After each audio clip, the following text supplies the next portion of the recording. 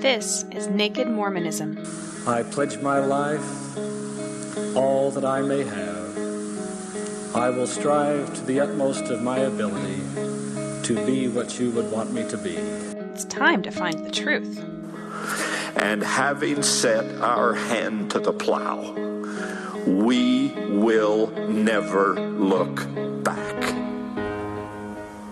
until this work is finished. Where is the church going? I have faith that the Constitution will be saved as prophesied by Joseph Smith. But it will not be saved in Washington. It will be saved by enlightened members of this church. The explicit tag is there for a reason, so if you get offended at what's said, it's not for you.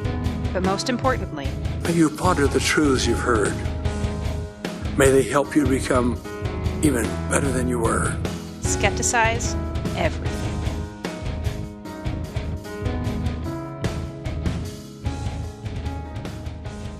Welcome to this special clean-cut edition of the Naked Mormonism podcast. This is the Serial Mormon History Podcast.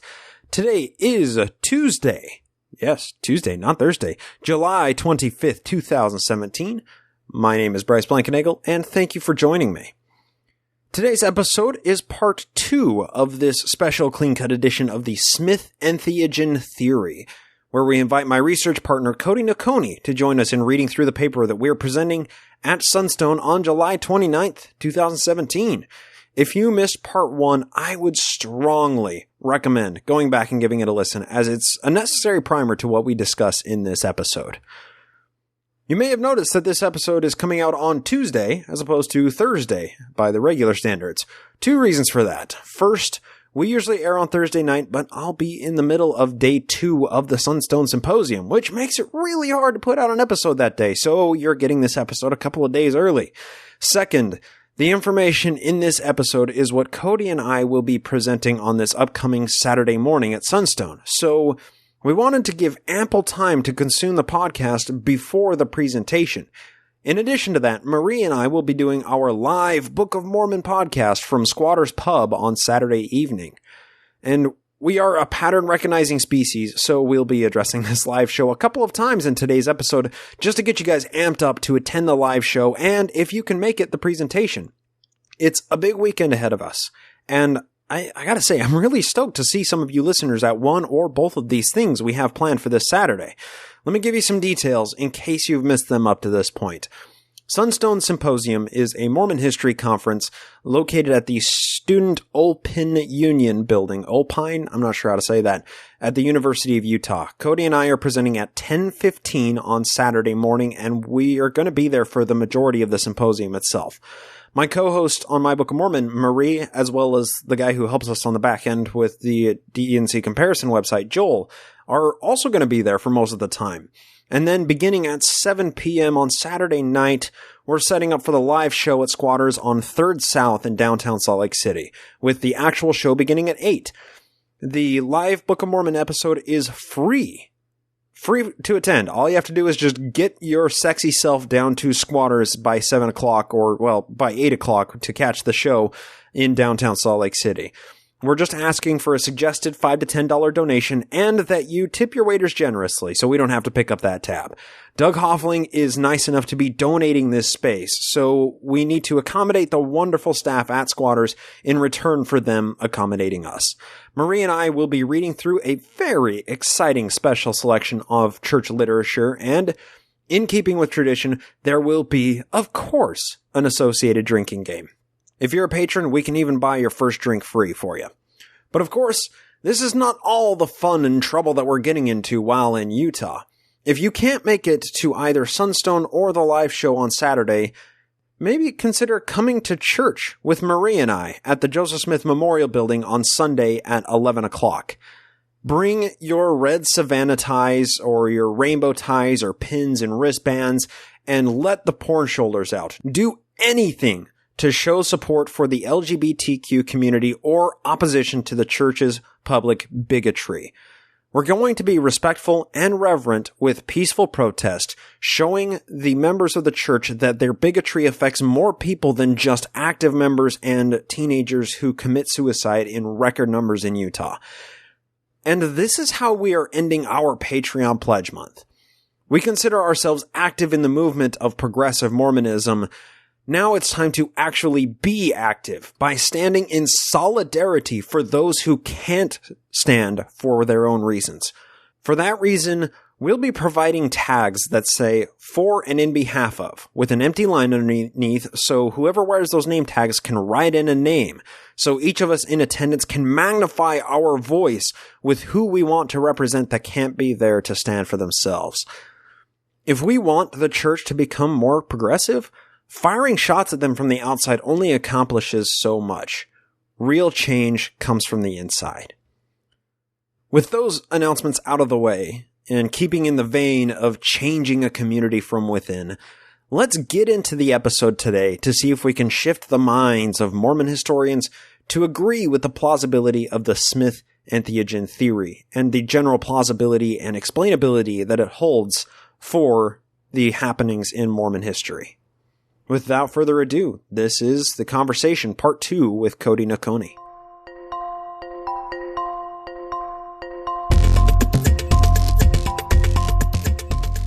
As all of you heard last week, we went through essentially the first third of the Sunstone paper that we have on the Joseph Smith-entheogen theory. Of course, there's so much more to discuss, so much more to cover, and it's absolutely necessary to bring on my research partner once again. Cody, thank you for joining me. How you doing tonight? Pretty good. How about yourself? I'm doing really well, man. I'm excited to get into the actual Mormonism section of this paper because up to this point, we've discussed a lot of prehistory and historical references to entheogen use. Now we're finally getting into Joseph Smith and the actual, the impact this stuff had on Mormonism itself. And I'm really stoked about this tonight, man. Yeah, me too. Let's dive right in. All right. So where we left off, we had covered essentially, like I kind of said at the beginning, the prehistory of entheogen use, as well as later on iterations of groups of people getting together and using these entheogens, usually under the supervision of a spiritual leader. And then we got into, we wrapped up the discussion talking about a mentor of Joseph Smith named Luman Walters, who was an eccentric physician and was well-renowned, well-known for his medical tinctures. And after that, we are just jumping right into the next section of the paper, which is titled Entheogen Candidate 1, Henbane, Mandrake, Belladonna, and Datura, which are all labeled part of the hexing herbs. So, Cody, do you want to give us a little bit of background on what the hexing herbs are before we actually read into this section? Okay. Well, I'll make it pretty brief because we give a pretty good intro in the beginning, but essentially the hexing herbs are a series of plants that can be used entheogenically, but have more traditionally been used in witchcraft for hexing agents, visionary inducement, and as we'll see, sometimes very stunning visions can be elicited with just a few of these plants. But essentially it was used in both black and white magic throughout antiquity. And these are, so what I picture, and this is just a Hollywoodized version in my mind, I see like the green-faced witch with the wart on her nose, curled up fingertips, eye of newt, and throwing them into a big boiling potion. That's where the kind of the modern iteration of these hexing herbs have come from and the witches that were using them, but they've been used as plant medicines and entheogens long before that. Is that correct? Yeah. They were used in Greece. There's some evidence to suggest they were used as substitutes for the kykeon, which we discussed last week, in seasons where perhaps the ergot or mushrooms were not available. And some of these, like Datura and Mandrake especially, there's a long history of use in Mesopotamia and Egypt as well. But always associated with witchcraft and mysticism. Okay. And I think Datura here is kind of one of our primary focuses, and we'll get into that in just a second here. Let me read the first paragraph of the Entheogen Candidate 1 section. Perhaps the most well-documented and widely used entheogens are a group of plants associated with the nightshade family, namely henbane, hyoscyamus. I should have let you do this. Belladonna. Sorry, say that again? Hyoscyamus. Hyoscyamus. I was close. All right. Very close. We'll get a B+ for that. All right. Then we have belladonna, which is atropa. Mandrake or mandragora. Mandragora, and then datura. Thank you for hobbling me through those. These plants are mentioned in the earliest medical botanicals known to history and include detailed descriptions of their intoxicating and sedative purposes. And then, do you want to read the excerpt there from the quote that we have? Yeah. Quote, in ancient Greece, it, referring to henbane, served as a poison to mimic insanity and to enable man to prophesy. It has been suggested that the Oracle of Delphi made her prophetic utterances while intoxicated with the smoke from henbane seeds. In the 13th century, Bishop Albertus the Great reported that henbane was employed by necromancers to conjure up demons. Very interesting. And interestingly enough, this is mentioned in the book The Magus by Francis Barrett, which was potentially used as a source material for the Smith family lumen, which we also discussed last week. Very interesting. I do see a little bit of a dichotomy, and this is kind of my novice interpretation, and feel free to correct this as I say it. But it seems as if these spiritual conjurations that they're experiencing, likely under the influence of these entheogens, they can go one of two ways. Either they can have a manifestation of a white spirit and whiteness appearing multiple times, or whatever the case may be. Or there is an appearance of like an almost a demonic spirit or something to that effect. And we do see that similar dichotomy happening with Joseph Smith's first vision experience and the unnamed white angel clothed in white that was hovering, and there's a white light everywhere. And then we have an example of Newell Knight, who was one of Joseph Smith's treasure-digging buddies and friends, and was a prominent member of the church, where he was famously being thrown around a room by some unseen force, or, having seizures or whatever the case may be. And Joseph had to exorcise a demon out of him, and he actually visually saw the demon being pulled out of his body and standing in front of him at the foot of the bed. So it seems like these conjurations happen as almost a bipolar. We have like a dark manifestation and then a light manifestation. Is that an overgeneralization or kind of a novice interpretation, or is that fairly accurate? No, not at all. That's pretty accurate. They're very dualistic in nature. Dionysus, who was the patron god of the Bacchantes, who oversaw the Eleusinian mysteries, which we discussed, was very dualistic in nature. He could be either like a raving lunatic that was aggressive and violent, or he could be this kind of hedonistic sex god. And there is this kind of, you see this dichotomy in all of the plants that we're discussing, where, if the trip goes dark, it goes really dark. And if it's light, it's, uplifting and mystical and all of that. And the reason why we're talking about this right now is because what we get into later on is, it seems like this same dichotomous type of trip happening in the early church. There are a number of times where it seems like something about the dose set or setting is off, and people are having really terrible times, and we'll describe that as we get further into the paper. But there are also times where the dose set and setting are just tuned perfectly, and people actually see angels, or actually see God standing up on the pulpit of the Kirtland Temple, and these incredible spiritual uplifting manifestations. And it seems like that dichotomy exists in Mormonism, that we'll be getting into here. And some of these plants have a very specific dosage range, so you can very quickly overdose yourself and get into some very uncomfortable states. And then there are others that have better reputation than some. So, like Datura, for example, is great at eliciting visions, statistically speaking, but it's kind of a coin toss whether or not that's going to be a positive or negative one. Interesting. It kind of it acts sometimes in spite of any prep work you've done for dose, set, and setting. And I seem to recall an episode, I think it was your episode 6 with Tom Hatsis, when he talked about the hexing herbs and some of these nightshade family plants that are used. And he was very emphatic that these are expert level entheogens. You have to be really careful when you're using these things. You have to know what you're doing, or else you can get into a bad spot really quick. Whereas things like mushrooms and other things that we discussed in the previous episode, you can have a lot. The point from dosage to overdosage is a vast spectrum. Whereas with some of these hexing herbs, it seems like you said, it's kind of it's a very fine line. Once you cross that line, it can turn bad really quickly. Yeah. So I just find that fascinating.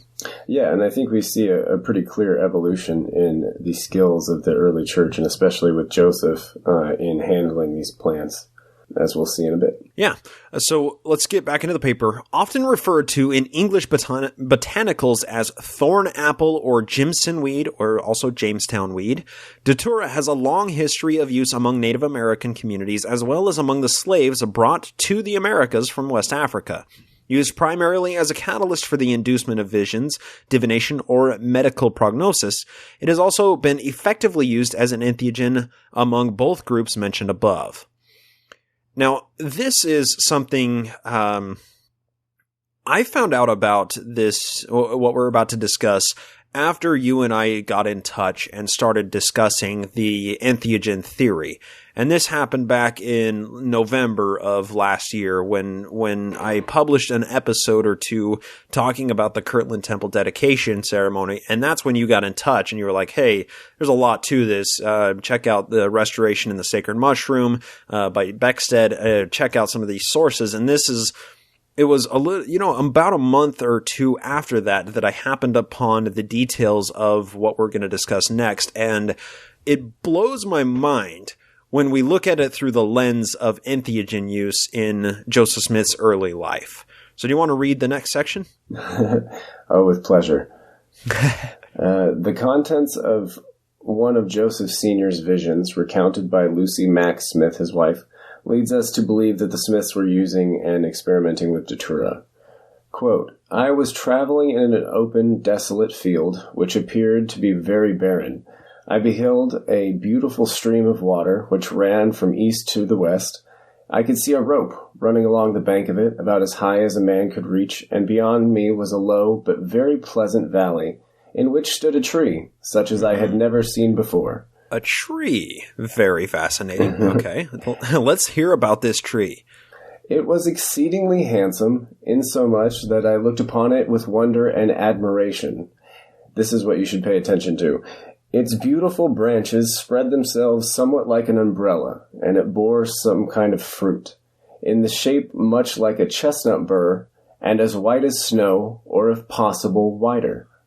Okay, so a chestnut burr, if anybody doesn't know what that is, it's just kind of like a little seed pod, or the nut pod, basically, that has spikes all around it. And it's used, those spikes are used to, like, catch onto clothing or onto fur, and then they drag the seed to somewhere else, and then that's how the plant propagates. So that's what the chestnut burr is. And if you look at a Datura seed cluster, this is what it looks like, just like a chestnut burr. Mm-hmm. And continuing on, he says, I gazed upon the same with considerable interest, and as I was doing so, the burrs or shells commenced opening and shedding their particles, or the fruit which they contained, which was of dazzling whiteness. I drew near and began to eat of it, and I found it delicious beyond description. I presently ate the fruit. Exactly, right? Very adventurous of Joe Sr. I presently turned to my guide and inquired of him the meaning of the fruit that was so delicious. He told me it was the pure love of God, shed abroad in the hearts of all those who love him and keep his commandments. Unquote. So that was recounted by Lucy Mack Smith, but it was Joseph Smith Sr.'s dream. And it's worth noting that we did cut a few chunks out of it that are irrelevant, but they are relevant when you take it into account that it's very similar to Lehi and Nephi's dream in the Book of Mormon. So whatever this vision is that Joseph Sr. had, it had enough of an impact on Joseph Jr. that he included it in his own book, in the Book of Mormon. And maybe just for a second, for my audience, would you briefly describe this dream of Lehi's that's a major opening scene for the Book of Mormon? Yeah, I believe this happens in the early part of 2nd Nephi, which is the second book in the Book of Mormon. And essentially, the prophet Lehi describes walking in an open, desolate field where there's a stream of water that runs alongside, and there is not a rope, but an iron rod that with a path next to the iron rod. And this colloquial term is always used, hold fast to the iron rod, because at the end of the iron rod there is this beautiful, magnificent tree, which is I don't think it actually has a term, but Mormons usually call it like the tree of life or the tree of beautiful fruit or whatever. And it describes this in immense detail in the Book of Mormon, with the tree and Lehi leading his family to it and having his family partake of it. And there's also what is described as a great and spacious building on one side of the field, full of very rich people dressed up in fineries. And they are laughing at the people who are walking along the path towards this beautiful tree. So there's a lot of like esoteric symbolism that's couched in this dream, and the version that is in the Book of Mormon is actually a synthesis of multiple dreams that Joseph Sr. had. But the parts that I discussed in the Lehi dream, we just cut out of this section, out of this quote for the paper, just because that's not relevant. If we were going to make a case that the Book of Mormon has autobiographical tendencies to it, we would have included it, but that's not the case that we're making here. So we decided to cut them just for the sake of conciseness. Thank you. That was a wonderful summary. So, continuing on with the paper, this appears to be a clear description by Joseph Sr. of the identification, harvest, and ingestion of the hallucinogenic datura plant. Now, I need to point out that the seed pods that he's describing, they start out green when they are not ripe, when they're first budding. The chestnut burrs that he describes are bright green, but as they mature and the bodies are ready to fruit, that's when they turn white and they explode, basically, and they shoot their seeds out from the seed pod. So when he says that they were that it was white, dazzling whiteness, that was as white as snow, or if possible whiter, that is the proper time to harvest datura seeds that you can use to make a tincture or to eat or whatever and have this entheogenic experience. Exactly. So, continuing on, Lucy Mack states this was a vision received shortly after moving to the New Hampshire area in 1811. As discussed in detail by Robert Beckstead in his 2007 presentation, The Restoration in the Sacred Mushroom, quote, Datura has been shown to be over 80% effective in creating a visionary experience, whereas hypnosis is much less reliable, probably less than 10%, end quote. 80% reliability, that's a powerful entheogen. Mm-hmm. And this goes back into the argument we were making last week about the Pentecostal revivals, where, I mean, you're lucky if 10 to 20% of these people are going to be having some type of experience, much less a life-changing one. Whereas simple administration of something like Datura under compliant set and setting, you consistently can get results above 80%, which is astounding. Yeah, and if you're a spiritual leader trying to incite these visionary and religious mystical experiences, it seems like you might want to go with a more reliable method, as opposed to just chanting and praying and singing hymns and whatnot. Exactly. The hexing herbs all share similar psychoactive profile, containing in varying concentrations the main psychoactive alkaloids hyoscyamine, atropine, and scopolamine. These visionary tropanes are found within the entire plant, with the highest concentrations typically found in the aerial extremities, seeds, and roots. So that's basically the seed pods, the leaves, and the root stems, or the root bark. Mm-hmm. Continuing on, The compound scopolamine has proven to be the strongest hallucinatory agent, throwing individuals into a deeply altered state of consciousness. However, the other alkaloids contain similar reports of euphoric, sedative, deliriant, and hypnotic properties. Fascinating. And I will just offer a quick digression. I didn't know the impact of scopolamine until you sent to me a Vice documentary that they did when they went down to I think it was Colombia? Brazil. Yeah, Brazil or Colombia. It's usually those plants they're discussing are native to both regions.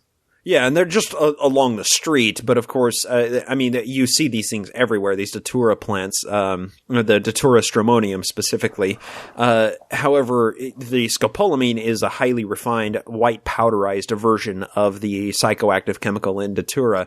And it can cause people to go into like a hypnotic, almost zombie-like state in an incredibly suggestible state of consciousness. Yeah, and it's generally used nefariously by in Colombia as a agent to aid in kidnapping or theft, because the subject you're robbing or you're kidnapping just immediately goes into this submissive and compliant or hypnotic state. Yeah, and it almost to the point, at least they make the point in the documentary, that the people will even help the thieves load their belongings into the thieves' vehicle, not understanding what they are doing because they are so incredibly suggestible. So, yeah, I mean, obviously scopolamine is not something to mess around with. Very, very powerful indeed. Yeah. Next, we have a quote from the Plants of the Gods. It says, quote, "The effects of all species are similar since their constituents are so much alike. Physiological activity begins with a feeling of lassitude and progresses into a period of hallucinations, followed by a deep sleep and loss of consciousness and memory, might I add. So potent is the psychoactivity of all species of datura that it is patently clear why people in indigenous cultures around the world have classified them as plants of the gods." End quote. Certainly, the most infamous and well-documented use of the hexing herbs comes from the descriptions of the so-called witches' salves, or flying ointments. The ointment, although coming in a wide variety of similar recipes and application methods, was a psychoactive sedative that was regularly applied transdermally, which is to mean through the skin, in order to elicit vivid hallucinations and a subsequent deep sleep full of vivid and lucid dreams.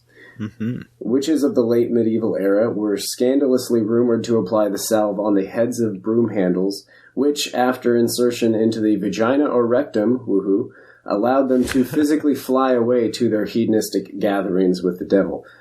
Thus, the motif of a broom-riding witch flying through the night air was born. These dreams and hallucinations... Let me pause you, because a lot of people don't know that. That's where this whole thing of a witch riding a broom, that's the hexing herbs, the witching herbs that they were using, the salves and the flying ointments, because they hop on their broom and they go flying into the night. Well, and to be fair, you'd mentioned Tom Hatzis earlier. A lot of this comes from his book, The Winch's Ointments, which I highly recommend. It's a lot of fun. But anyway, this is, again, a really scandalous rumor that started up around the 15th century that was used to justify the witch burnings that were happening. And probably nobody used broom handles to masturbate with after lubing them up with this hallucination or hallucinatory agent. But you would have applied it in copious amounts transdermally all over your body. And in fact, there's a scene in Tom Hatzis' book where two doctors are invited by one of these kind of witches or herb doctors, and she performs this little ceremony, stands in a bowl, gets naked, and while chanting covers her entire body in this ointment, and then subsequently passes out and hits her head on the table. And the doctors are a little concerned because she's old and they can't rouse her, but when she finally does come to, she's like, "Oh, did you see me leave? Did you see me leave?" And both of them are like, "Hey, you hit your head. You've been here the whole time." But the visions and lucid dreams that she experienced while knocked out were so vivid that when she came to, she didn't know that she hadn't physically left. She was, in her mind, she perceived that she was actually flying through the night. Mm-hmm. That's incredible. So yeah, finish that paragraph, because I just had to stop for that just little digression, because that is interesting and relevant, and it kind of, I think, helps to contextualize what we're discussing right now. Mm-hmm. Well, we finish off kind of reiterating that last point. These dreams and hallucinations were apparently so convincingly lucid, and the sedated sleep so profound, that individuals upon waking were reported to be totally unaware that they had physically remained in the room. Wow. As the witch's flying ointment, transdermal application of entheogens is an incredibly effective and safe method of delivery, the skin acting as a filter which helps break down compounds before entering the bloodstream, rendering otherwise toxic plants to be much safer. It is this group of hexing herbs which makes the most likely candidate for the consecrated anointing oil used by Smith and the church leadership frequently in Kirtland leading up to the temple dedication ceremony. The well-documented effects of these plants, as well as a variety of recipes for such ointments, can be found in the same books of magic that historians have linked to the Smith family collection of magical items. And we'll get deeper into that really soon here. Given the possible description of the datura plant in Joseph Sr.'s vision, it remains the greatest possible candidate entheogen Joseph Sr. passed to the impressionable young Smith.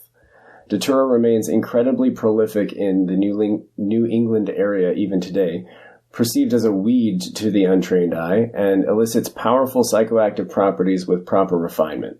Datura, or the other hexing herbs, provide the best possible candidate for the consecrating oil used by Smith and Kirtland. Due to Joseph Sr.'s dream, we hypothesize Datura to be the most likely candidate of the many hexing herbs. However, these herbs are not the only possible entheogen readily available to Joseph Smith, nor were topical ointments the only vehicle by which to deliver said entheogens. All right. And this is when we get into my favorite topic, the sacrament, the consecrated wine. All right, so the next section is entheogen candidate number 2, which is fly agaric, ergot, and psilocybes, and these are all in the family of the fungi. The woods around the Palmyra, Manchester area are full of birch, pine, and alder trees. Shortly after moving to the New York area, Smith Sr., along with his sons, felled some 30 acres of timber, creating an ideal habitat for a number of fungi. Okay, walk us through that a little bit. Why is it that when you cut down a bunch of trees, that's a perfect habitat for fungi to grow? So, fungi are the decomposers of nature. Generally, when something dies, they're one of the first things to come in and take over and try and break down the decomposing object. And mycelium really love fresh felled wood, and particularly the woods around the Palmyra, Manchester area are full of, like you said, birch, pine, and alder trees, which are the ideal growth medium for some of the psilocybe varieties and Amanita muscaria, which we'll discuss in just a moment. Okay, continuing on. The best time of year to harvest psychoactive mushrooms is during the first rains of autumn, typically in late September and early October. Fascinating coincidence. Amanita muscaria and psilocybe varieties would be prevalent in the area and easy to spot by those who knew where to look. The angel, or treasure guardian, told Smith to return to the exact spot at the same time every year to receive his heavenly instruction, and to keep it utterly secret. As discussed by both Robert Beckstead and Carl P. Ruck, there are several varieties of psilocybe mushrooms that turn a rich gold color and flatten out into round plates, as fly agaric are known to do as well. Scholars and historians have wondered for over a century what happened to the gold plates. Maybe Smith ate them. For my audience, maybe could you briefly discuss the prehistory of the church and why the gold plates are so significant, if maybe they haven't seen the South Park episode? Yeah, there you go. So essentially, Joseph Smith claimed that an angel appeared to him. An unnamed angel brought him some gold plates, or told him where these plates were buried in the ground. And he went and unearthed them, and they were supposedly plates with ancient Egyptian written on them that were a record of the people who came over across the Pacific Ocean the lost tribes of Israel, essentially, that came over the Pacific Ocean and settled America, who later became the Lamanites and Nephites, and then the Lamanites, the less righteous and darker-skinned, more savage people. These are all terms out of the Book of Mormon. I'm not racist, I promise. They were able to take over the more adept white-skinned Nephites, who were the ones who built all of the civilizations. Now, granted, this is a naturalistic explanation for all of the mound building that they had found. There were all of these mounds that had just hundreds or thousands of dead bodies in them, and they didn't. And early Europeans coming over didn't know why. Well, it's because of measles and smallpox. The Native Americans had absolutely no tolerance to these things, so archaeologists were uncovering these mass graves and trying to explain why they were here. So Joseph Smith decided that, I'm just going to fabricate or manufacture a story about these gold plates that I found buried in the ground that tell the history of the ancient civilizations of the American colonies. So that is where the gold plates come into significance, as well as the gold plates weren't the only thing. There were also the brass plates, the large plates, the smaller plates. There were, I believe, 6 different sets of plates that all recounted the stories of the Native Americans here. Well, I think interesting to our theory is that none of these plates, aside from a small group of friends and family, were ever seen by anyone other than Smith. Yeah, that is important to say as well. And the only people that did claim to see them were family members or friends, or, they had some familiar relation to Joseph Smith or to the Whitmer family. With the exception of Martin Harris. Dum dum dum. Oh, yes, that's right. All right. Continuing on. You want to take it from there? Sure. Joseph Sr. wasn't the only member of the Smith family to experience visions which seemed to describe entheogens. Often overlooked, Lucy Mack Smith was an intelligent and relatively well-read woman for the time period, who was more than capable of recognizing and utilizing entheogenic materials, possibly even out of occasional necessity to medicinally administer plant medicines to her 9 children. Her personal vision is described as such by her own account. Quote, "I discovered 2 trees standing upon its margin, both of which were on the same side of the stream. These trees were very beautiful, they were very well proportioned, and towered with majestic beauty to a great height. Their branches, which added to their symmetry and glory, commenced near the top and spread themselves in a luxurious grandeur around. I gazed upon them with wonder and admiration, and after beholding them for a short time, I saw one of them was surrounded with a bright belt that shone like burnished gold, but far more brilliantly. Presently a gentle breeze passed by, and the tree, encircled with its golden zone, bent gracefully before the wind and waved its beautiful branches in the light air." Unquote. What did she just describe, Cody? Now, if we're correct in the assumption that they were familiar with hallucinogenic mushrooms, a common behavior of such mushrooms is what's known as a fairy ring or a fairy circle, where a mycelial colony, for whatever reason, it's not really understood yet, will form a almost perfect circle around the base of trees, or sometimes in just open fields. And these circles are often associated with magic and conjuring, because they can be used as kind of a natural protection circle. And we should leave some pictures in the show notes, but the reason they're called fairy circles is because fairies were said to or sit on the toadstools and in these like fairy meetings where they would discuss, fairy politics and whatnot. Bantering with the gnomes and and the picture that we'll include in the show notes here it shows very distinctly a ring around the base of this tree of Amanita muscaria, the fly agaric, the typical toadstool token, beautiful mushroom, red cap with white spots all over it. And they are very near time for harvesting, and some of them have turned this, the edges of them have indeed turned this burnished gold that she described. So it's very important to note that, you're walking through the woods and you see at the base of a tree these mushrooms in a circle, and you pick a couple of them and then you eat them, and then you start hallucinating fairies, and you start coming up with magical incantations and rituals to try and break the spell to find the treasure that's buried under there. We're trying to empathize with a mindset that we just cannot get into. And this is kind of a disconnect and a problem that we have with discussing this entire Smith-entheogen theory. Is these people viewed all of what we're discussing as magic, as this was the power of God that was working on the earth and manifesting his will through these plants that were existing around. And it's kind of hard for us who are in this postmodernist, scientific, skeptical mind to look back to the 1800s and say, what did they think when they were walking through the woods and they see this fairy ring of mushrooms? And there's an interesting quote from Lucy Mack Smith that we didn't include in the paper, but she essentially says something to the effect of, our magical practices aren't a big deal because they didn't interfere with our good Christian work ethic. Yeah.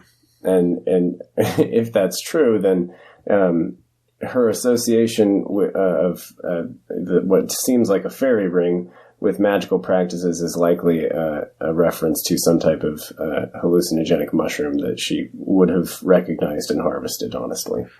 Yeah, and obviously a lot of these mycelium have medicinal properties as well. So when in a day without pharmacies, and 9 kids that are constantly getting sick and whatnot, you have to understand some basic root medicine in order to keep your family alive. So obviously Lucy Mack had some level of understanding of how to be kind of a folklore root doctor in her time. Worth mentioning again is that how poor the Smith family was. This really was a necessity. They had to have some working literacy in regards to herbcraft and plant medicines. Absolutely. We continue on. Lucy Mack Smith gave an accurate description of common mushroom behavior. Known as fairy rings, mycelium have a tendency to occasionally sprout fruiting bodies in what appear to be perfectly formed circles that can often ring or crown the host tree. Often believed by the magically inclined to be the haunt of fairies or elves, fairy rings are commonly used to communicate with spirits or to perform magical ceremonies. Several books on Scottish and Irish folklore were available at the libraries and printing press offices near Palmyra and Manchester. Amanita muscaria and psilocybes are certainly not the only suspected mycological entheogen in the early American psychedelic toolbox. Ergot remains an undiscussed candidate for the events witnessed in the early Mormon Church. A secret allegedly held by the adepts, St. Anthony's fire could have been transmitted to Smith via a number of sources to be discussed later. If properly prepared, this method has a long and well-established history of eliciting the reactions we see from the early church members in Ohio. Swoonings, violent seizure-like physical movements, delirium, pupil dilation, etc. A tincture or beer made from ergotized grain heads can be produced, requiring only slightly more skill and attention than with the psilocybe or Amanita muscaria mushrooms. So we discussed this a bit in the last episode. This is the ergot. You can see grain heads and barley heads that are infected with ergot. They have this dark, nasty-looking growth on them. And worth reiterating is that the Smiths grew grain. They had a threshing floor in their barn on the Smith family farm where they were threshing this grain. So it's very likely that they had access to these barley and grain fields that were infected with ergot. So continuing on with the paper. Traditionally, ergot poisonings are associated with fields of mixed grain or rye, as it is harder to spot infected grains during harvest. Barley or wheat fields are much lighter in color and only continue to lighten as the stalks ripen.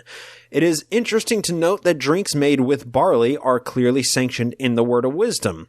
In a barley field that is white and ready to harvest, ergot-infected patches are easily spotted and isolated, making easy prey for an enlightened farmer. And this is a quote from Jonathan Ott's book, Pharmacotheon. Quote, "From which LSD and its psychoactive relatives are derived, ergot is the sclerotium, the form the plant assumes to pass the winter, of mushrooms Claviceps purpurea. which is a parasite on rye, wheat, barley, and other cultivated grains, and which also infests wild grasses. After infection of the host grass with spores, technically ascospores, the mushroom forms purplish sclerotia, which project from the husk of the ripening grain. The sclerotia then fall to the ground where they pass the winter, and with the first spring rains, the sclerotia fruit, that is, they develop large numbers of tiny purple mushrooms that release ascospores, which are borne by the wind and which may contact immature ears of grain and again initiate infection. Some of the sclerotia, however, may be harvested with the grain and ground into flour, which then they contaminate with toxic alkaloids. Unquote. So this is the primary hypothesis for the Kaikion is an ergotized beer, right? Exactly. And it is my belief that, for example, the host of Israel had the ability to infect the Egyptians' beer and bread with ergot by grinding it into a flour and adding it to the beer and bread mixes. Fascinating. And I just heard this, I think it was yesterday, I heard on episode 9 you were discussing the potion in Deuteronomy, or Numbers 5, or maybe it's, I think Numbers 5, where it talks about this potion that is used, taken from the threshing room floor of the temple, given to a woman who a man suspects was unfaithful when she's pregnant. And essentially, if her thigh rots and she loses the baby, then she was unfaithful. But if she survives, then she was faithful, and the baby is the man who is suspecting it. So this is once again the type of mindset that we're dealing with here. But ergot definitely stands out as a possible candidate because the Smiths would have had access to this because they were growing these crops in their field, and they had a threshing floor that they would have been possibly using these ergotized grains to mill into flour or whatever the case is for bread.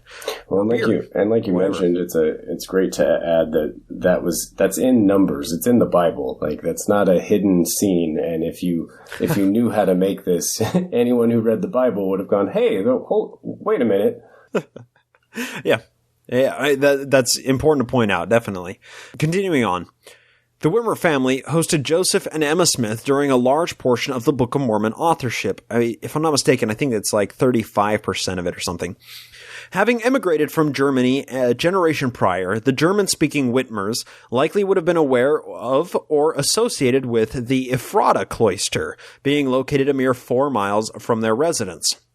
The Ephrata famously partook of a sacramental powder which caused spiritual manifestations and a classic shamanic death and rebirth. And that death and rebirth, that's a discussion worth digressing upon really quickly. The one thing that is kind of an underlying theme with so many entheogens is the idea of an ego death, where you take this and you basically dissolve everything that you knew about the world and formulate a new person, and the old ego dies and you are reborn. So this is kind of what the Ephrata cloister was embracing, as were many different religious cults that were cropping up in the burned over district. That's actually usually an experience that most people associate with what's known as a bad trip too. Scenes where people feel like they're melting into the couch, or they disappear into nothingness, or they're invisible, or things like that. Those are, wow. And in the cult of Ephrata, the scenes we're talking about, their teeth and hair fall out, they lose all their skin. It doesn't sound like a very pleasant experience before the rebirth. Wow. So that's who the Whitmers, David Whitmer, who was one of the 3 witnesses of the Book of Mormon, and Peter and John Whitmer, who were apostles, essentially, or counselors of Joseph Smith, and John Whitmer was the first official historian of the church. These were important people in Mormonism. So this is where we really start to take a dive into early Mormonism and the few months right before Mormonism became a thing. And some of the bare handful of people that, like we mentioned, got to actually witness the plates that Joseph was talking about. Yeah, absolutely. Continuing on, the Whitmers were likely familiar with the idea of plants as entheogens, which perpetuated upon the newlywed Smiths' arrival to live with them prior to the foundation of the Church of Christ. And that was, quick side note, April 6th, 1830. That's when the actual Church of Christ was founded, because the Book of Mormon was published in March of 1830. Continuing on. Smith and Oliver Cowdery would spend hours on end in the upper floor of the Whitmer home, a peculiar habit to which some took notice. Their faces would often be pale, a common side effect of some entheogens, especially when taken while fasting or sleep-deprived. This phenomenon was noted by Sally Heller Conrad Bunnell, who was living with the Whitmers during the translation process. Okay, before you read this quote, I have to tell the listeners about when I heard about this story. When I was doing the Mormon history tour, the cross-country drive, visiting all of these Mormon history sites, I spent a day at the Whitmer farm, and they had missionaries there, obviously, to walk me around the visitor center, walk me around the reconstructed Whitmer home, and I was talking to them about the translation process of the Book of Mormon. And they made mention of a girl who would see Joseph and Oliver Cowdery come down the stairs with their faces pale and gaunt and just weird looking. And I didn't believe it, because this is at a time when I was investigating and diving deep in the middle of writing this paper. I didn't believe that this was a real account. So I think I waited precisely 4 minutes after I had departed from the company of those missionaries to call Cody and say, dude, we gotta find this quote. And we found the quote. And Cody, why don't you read it for us? Because this is just amazing. Quote, I conversed with one old lady, 80 years old, who lived with David Whitmer when Joseph Smith and Oliver Cowdery were translating the Book of Mormon in the upper room of the house. And she, only a girl, saw them come down from the translating room several times, when they looked so exceedingly white and strange that she inquired of Miss Whitmer the cause of their unusual appearance. But Miss Whitmer was unwilling to tell the hired girl the true cause, as it was a sacred holy event connected with a holy sacred work which was opposed and persecuted by nearly everyone who heard of it. The girl finally told Mrs. Whitmer that she would not stay with her unless she knew the cause of the strange looks of these men. Sister Whitmer then told her what the men were doing in the room above. This satisfied the girl and opened the way to embracing the gospel. She is the mother of Stephen Bunnell of Provo and the Bunnell family of Provo. Unquote. So, I mean, really, Joseph Smith and Oliver Cowdery coming down from the upper room of the Whitmer house with pale faces and looking strange to this girl who was living with them. And Mrs. Whitmer told her what was going on and said, hey, don't tell anybody because these are sacred, holy events that are going on up here. This is interpreted by believing Mormons as, well, they were translating the Book of Mormon. Of course it was sacred and holy. This is interpreted by me as, well, they were tripping their balls off up there and they were writing the Book of Mormon at this time. And this is something that not a lot of people were really okay with because it was often seen as blasphemy to so many people. Yeah. It's too much to go into, but yes, it's. All right. Continuing on. Entheogens likely served as the catalyst which put Smith in the altered state of consciousness where he could dictate the contents of the Book of Mormon to a scribe for hours at a time. It should be noted that Mary Whitmer swore Sally Bunnell to secrecy about the translation process on account of persecution. They probably didn't want it publicized that Smith was writing the Book of Mormon while heavily intoxicated, as such information may have caused some healthy skepticism of the book's veracity. Obviously. From Smith's early days on the farm to writing the Book of Mormon, we see a steady line of frequent entheogen use, which only became more frequent with the foundation of the church in New York and the subsequent move to Kirtland, Ohio. As Smith's reputation shifted from that of the treasure digger and magician to a religious leader, his prior affiliation with magicians and others who were known to be frequently intoxicated may substantially explain the persecution he experienced in New York, which led to the church's first mass exodus from the state. I think that's really important to sit on for just a second, because oftentimes it's seen that it's claimed by the believing Mormon perspective that Joseph Smith was persecuted by religious leaders and the Methodists at the time, who knew that he was bringing about something that was not in line with what they believed in, and therefore he was sued and he was chased out of these places with torches and pitchforks. But when you add this kind of perspective in, that maybe he was heavily intoxicated at the time, and people didn't agree with the type of the fine line he was dancing between dark and white magic in order to bring the Book of Mormon into existence.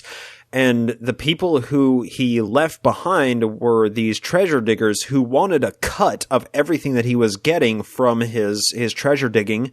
And let's face it, the Book of Mormon, the gold plates, those were his ultimate treasure.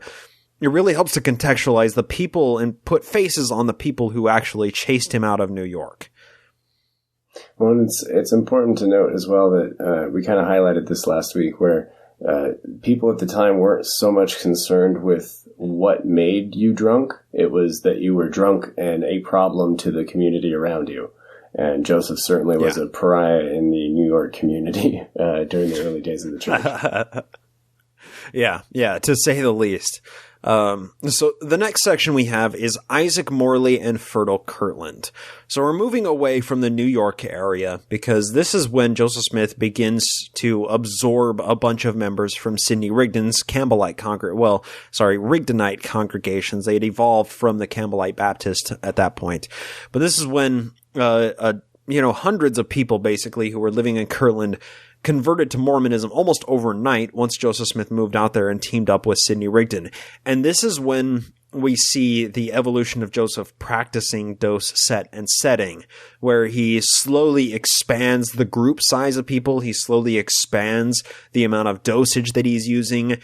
And he has, let's just say, mixed results that we'll be getting into very shortly here. Smith's use of entheogens marks its crescendo in Kirtland during his most charismatic years. From 1831 to 36, there exists rampant first-hand evidence which is reasonably interpreted as frequent entheogen use.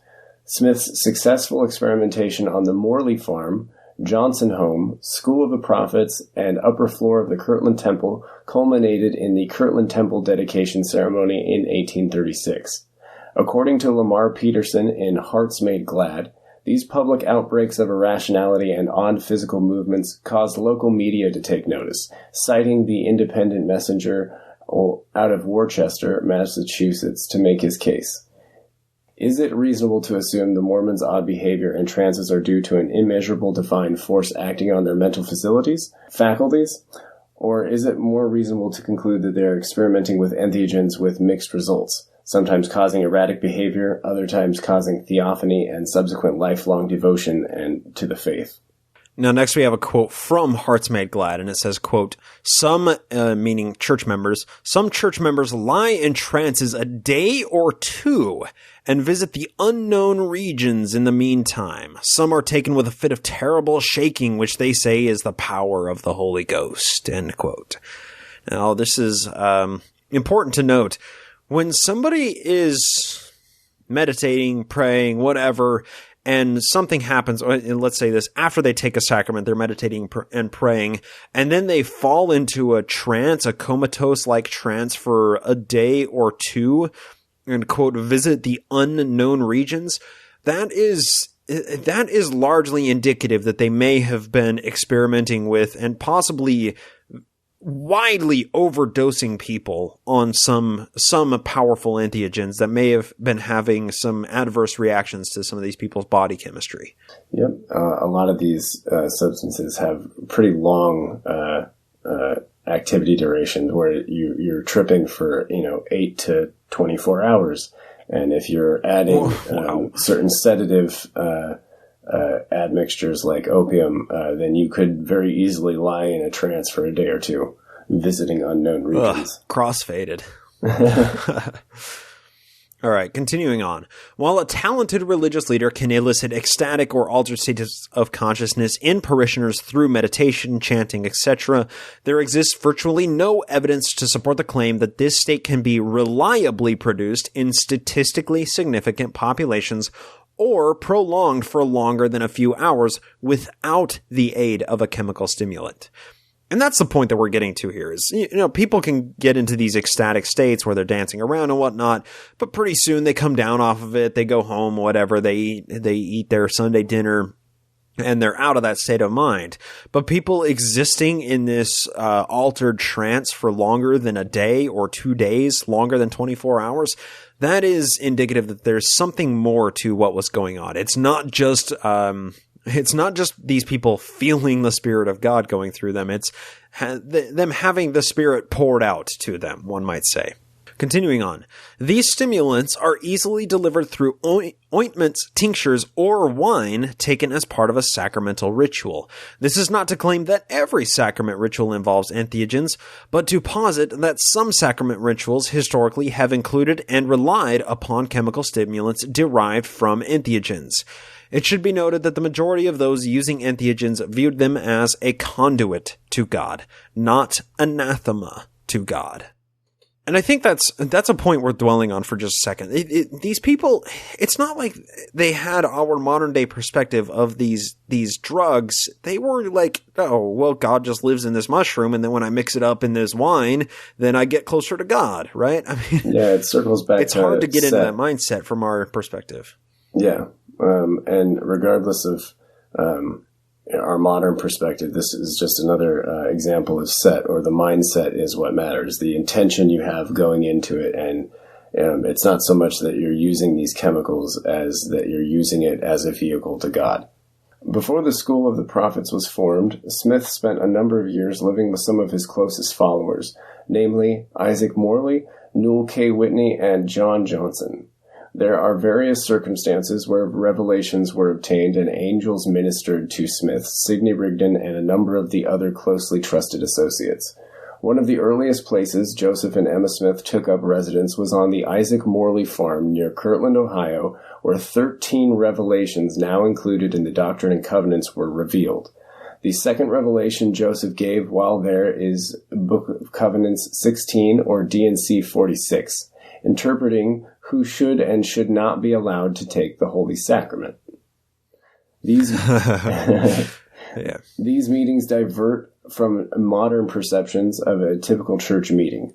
Most of these meetings involved a small number of families or possibly just some trusted church members crowded together in a small room, worshiping, singing hymns, partaking of the sacrament, and listening to lectures from Sidney Rigdon or Joseph Smith, or even just meditating for hours on end. Some of these closed-door activities raised suspicions from the locals. Mm-hmm. From the very earliest days of the church, prospective members suspected the Mormon preachers of drugging parishioners with laced wine or strong drink.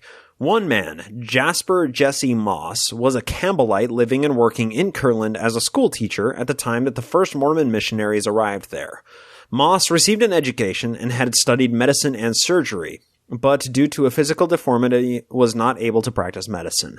By all accounts, he was an honest and scholarly man. As such, his opinion on the matter must be weighed appropriately. Moss gave the following account concerning the meetings occurring on the Morley farm.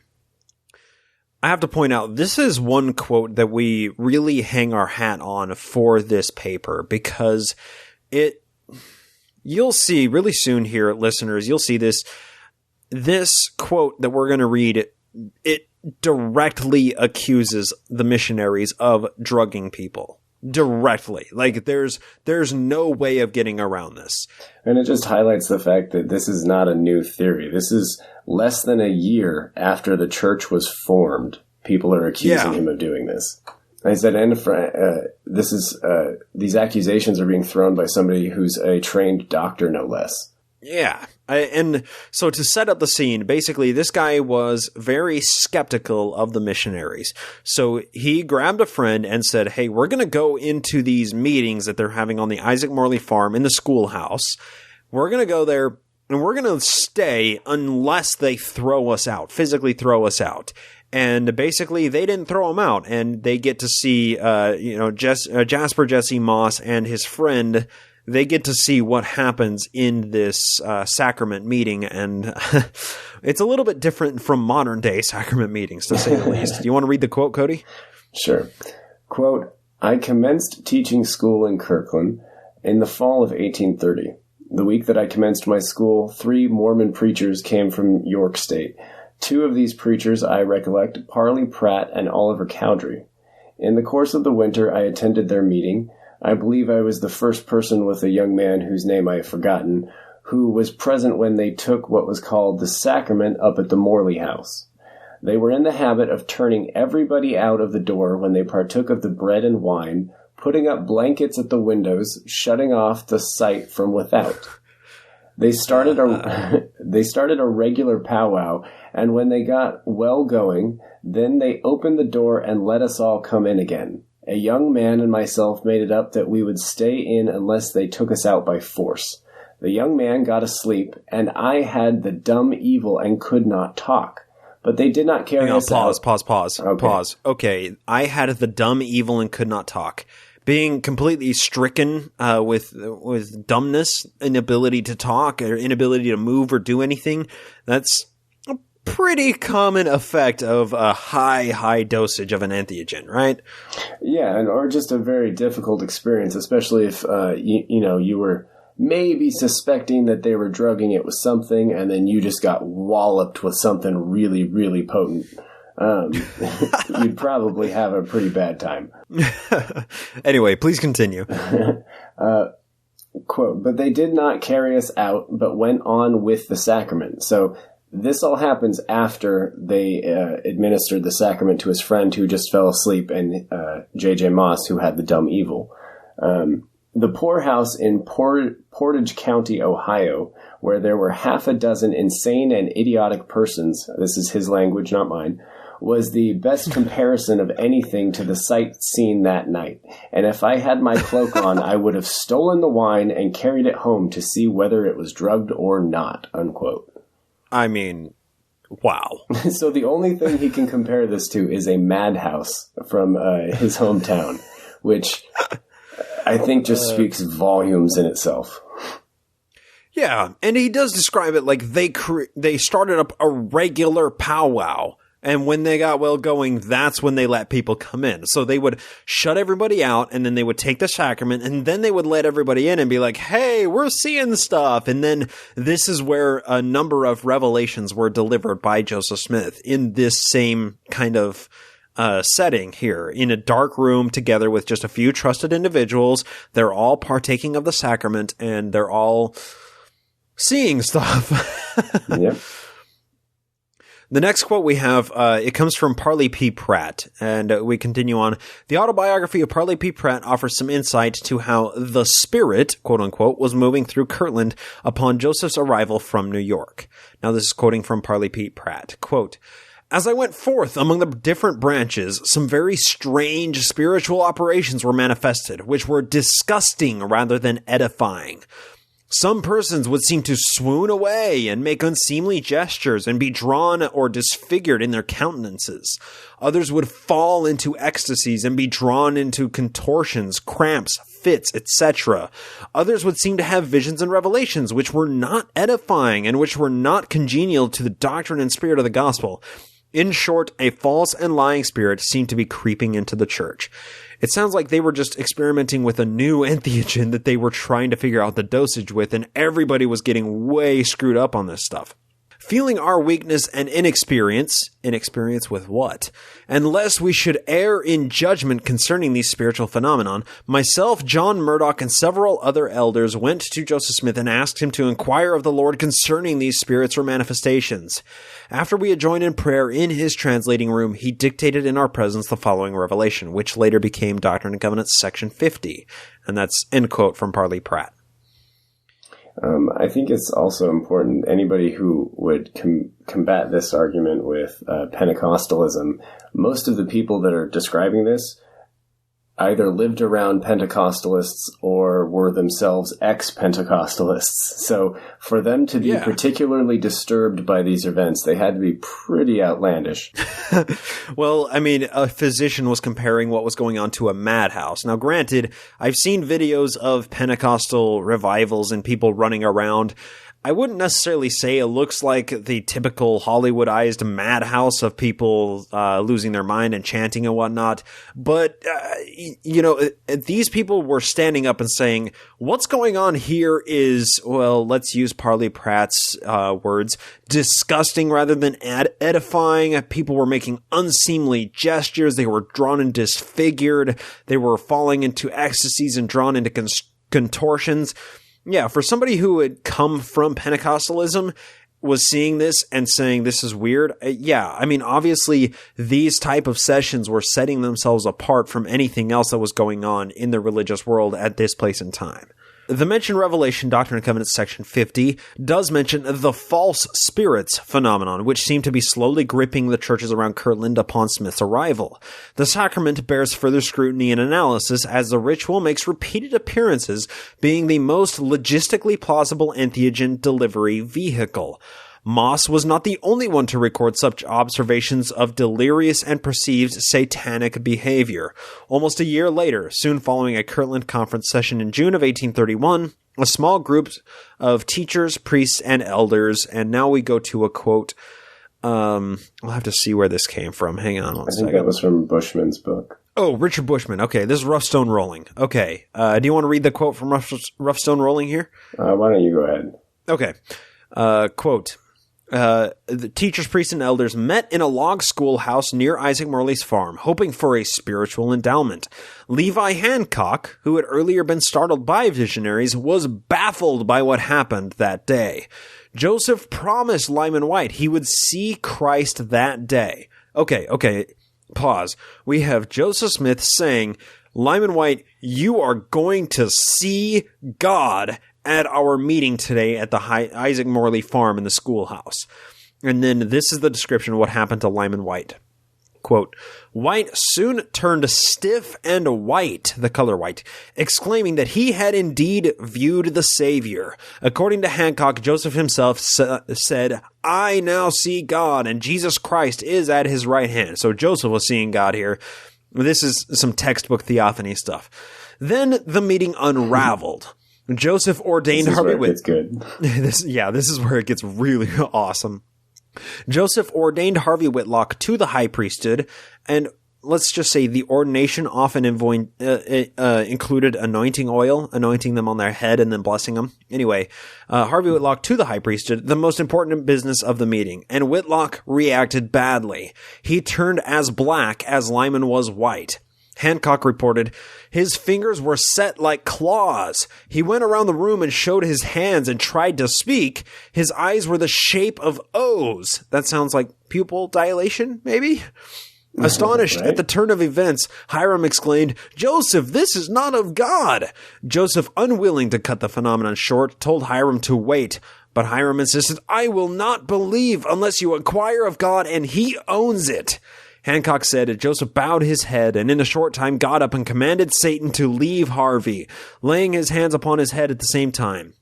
Then Hancock said, Lehman Copley, who weighed over 200 pounds, somersaulted in the air and fell on his back over a bench. White cast Satan out of Copley, and Copley was calmed. It's just chaos. People losing their minds here.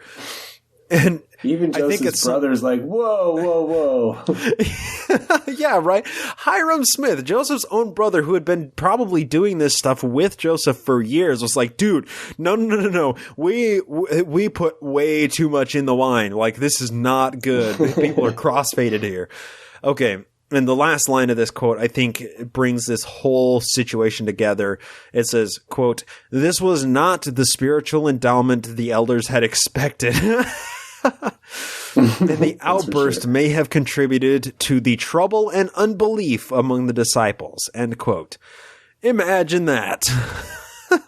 Right. Well, for the scope of this paper, we could only mention so many of these scenes, but this is certainly not the only one where Joseph promises someone, "Hey, you're going to see God," and they, after the administration of sacrament or anointing oil, do exactly that, and in these very strange, just chaotic scenes. Yeah, and people losing their minds. I mean, like, Hancock and White and Copley doing these crazy physical things, being completely taken over, not being able to control their appendages, and his eyes were the shape of O's. That sounds a lot like pupil dilation. Like, these are all very typical symptoms of entheogen overdose, or at least dosage, to say the least. We have a lot more to get to. Yeah, we got to burn through this. Yeah, we're only a little over halfway through, I think. After an incredibly bold promise to multiple people that he would deliver theophany, Smith created a ritualistic set and setting, likely using available entheogens, and chaos ensued. The rather raucous and animated scene, which required yet more exorcisms to suppress, appears to be an example of entheogenic influence more than Smith could handle. The dilated pupils, rigid body, inability to speak, hands frozen, claw-like, etc., are all indicative of entheogen overdose approaching dangerous and possibly fatal levels. The School of the Prophets, which formed early in 1833, prominently featured late-night sessions among the church elders after the administration of the Lord's Supper, or sacrament, and oil anointings. The use of plant-based intoxicants is quite plausible at this time, as the activities conducted in the School of Prophets would eventually lead to the formation of the Word of Wisdom. And can maybe you just briefly cover this little scene that we're referring to? Yeah. So what had happened, as the story goes, Joseph Smith was meeting with his friends on the second floor of the, I can't remember if it's the Newell Whitney home or the Whitney and Company store, but essentially they were meeting together and they would pray and dedicate the time to the Lord, and then they would pack up a big bowl of pipes and smoke their pipes, and then pack up their gums full of chew. And then they would spit the chew onto the floor, which was disgusting. But unfortunately, Emma Smith, Joseph's wife, was working in the kitchen directly underneath this room, and the cracks in the floorboards were big enough that when they just spit on the floor, it would seep through the cracks and drip on Emma's workspace and possibly on her head. So Emma was like, "I am sick and tired of this, Joseph. You go pray to God and you tell, or, ask God whether or not it's okay to chew tobacco, and do what you are doing up in these rooms in the second floor of the Newell K. Whitney home." So Joseph did, and then came about the Word of Wisdom. And we don't have time to go into the Word of Wisdom. There's so much there. Listen to My Book of Mormon podcast. This is just interesting because this is why most Mormons don't drink coffee or tea. Yeah. But like we mentioned, drinks made of barley are clearly are sanctioned. Yeah, and okay, so that's really important. The Word of Wisdom is Doctrine and Covenants section 89. You can go listen to My Book of Mormon podcast, where Marie and I, my co-host Marie Kent, and I go through this Word of Wisdom and discuss basically how it's interpreted today in Mormonism. It's vastly divergent from how it was originally dictated. It's not worth discussing right now, but it is worth pointing out the Word of Wisdom is why Mormons don't drink and do anything cool nowadays. So it was in this time that the Word of Wisdom came about. So that sets up the context. Continuing on, it was during this time that Smith began his heavy studies into Kabbalah, a Hebrew school of mysticism which arose from oral tradition in the 13th century, heavily influencing Hermeticism wrapped into the larger world of occultism. Early iterations of Kabbalah represent a never-ending pursuit of meditation on the nature of God in darkened caves or secluded areas protected from the outside world, or like in a schoolhouse with, clothing stuffed in the windows so no light can get in. The meditative sessions of Kabbalah document novice initiates being driven mad and even dying during mystical hypnotic trances, while other sessions of the adept include visions of angels and other scenes which strikes incredible resemblance to the meditative sessions of Smith and the early Mormons, and continues to cause confusion for historians today. So the next quote is actually from Lance Owen's article, Joseph Smith and the Kabbalah, where he discusses the foundations of Kabbalah and where they study, people who were studying Kabbalah and following the belief system were essentially doing the same thing that Joseph Smith and the early church members were doing in these darkened rooms on the Isaac Morley farm. You want to read that quote for us? Sure. Quote, "At the heart of the tradition, there nonetheless was a prophetic aspiration, and several Kabbalists left intimate records, material preserved in manuscript and often held in restrictive circulation, of visions, angelic visitations, ecstatic transport, and divine anointings. These individuals saw themselves and were sometimes seen by others in the same mold as Israel's ancient prophets. A rationalistic approach to history might judge such phenomena as apparent, even pathological. But within the scholarly study of Kabbalah, these phenomena are so well witnessed and so central to the tradition that they require acceptance at very least as empirical psychological realities." And I think that says quite a bit about the intimate ties of these visionary states with mystic traditions like Kabbalah. Absolutely. And we didn't discuss this in part one very much because we were discussing so many other groups of people getting together and tripping. But Kabbalah, once again, there will be a link in the show notes for Lance Owen's article, Joseph Smith and the Kabbalah, because it is an incredibly dense paper, and it really sets out some of the foundation for this magic worldview. And it does offer explanatory power of why Joseph Smith was trying to learn Hebrew in the School of the Prophets, and they hired Joshua Saksis, and they tried to hire another Hebrew scholar in order to teach them Hebrew. They were essentially trying to get to the roots of what Kabbalah was. So, continuing on, these private mystical meditation sessions show up repeatedly in early Mormonism, with limited public manifestations culminating in March of 1836 with the Kirtland Temple dedication ceremony. Whatever the method of administration, it is clear that Joseph Smith had the ability to repeatedly and reliably invoke radical and sometimes challenging visions or revelations of angelically guided theophany, including occasional appearances from God and Jesus. Now, this is a quote from Joseph Smith Jr. Quote, "I exhorted the brethren to faithfulness and diligence in keeping the commandments of God, and gave much instruction for the benefit of the saints, with a promise that the pure in heart would see a heavenly vision. And after remaining a short time in secret prayer, the promise was verified. For many present had the eyes of their understanding opened by the Spirit of God, so as to behold many things. I then blessed the bread and wine, and distributed a portion to each, after which many of the brethren saw a heavenly vision of the Savior, and concourses of angels, and many other things, of which each one has a record of what they saw," etc. End quote. That was from Joseph Smith saying, "We all got together, we prayed, and got into the right state of mind. Then I gave them bread and wine, and then a bunch of people saw heavenly visions and angels and many other things." Like, that's... How much more record do you need? How much more of a trustable account do you need than the founding prophet of the church saying people were hallucinating stuff? I mean, this is knockdown, drag out argument, in my opinion. Especially when this period died with Joseph Smith. Yeah. This utterly evaporates once Joseph Smith is gone. It's incredible. Right. Finishing out the section, by repeatedly describing the ingestion or application of consecrated sacramental wine or anointing oil, and subsequent theophany and angelic visions, Joseph Smith was likely describing multiple closed-door worship sessions augmented with entheogens. A few patterns emerge which are necessary to recognize. From the Morley farm to the Johnson home to the School of the Prophets, Smith was meeting with his closest companion church leaders in secretive closed rooms to administer sacrament or anointing oil and spend hours enjoying visions once, quote, their eyes of understanding were opened. During these sessions, Smith honed both his manipulation of entheogens as well as the perfect set and setting.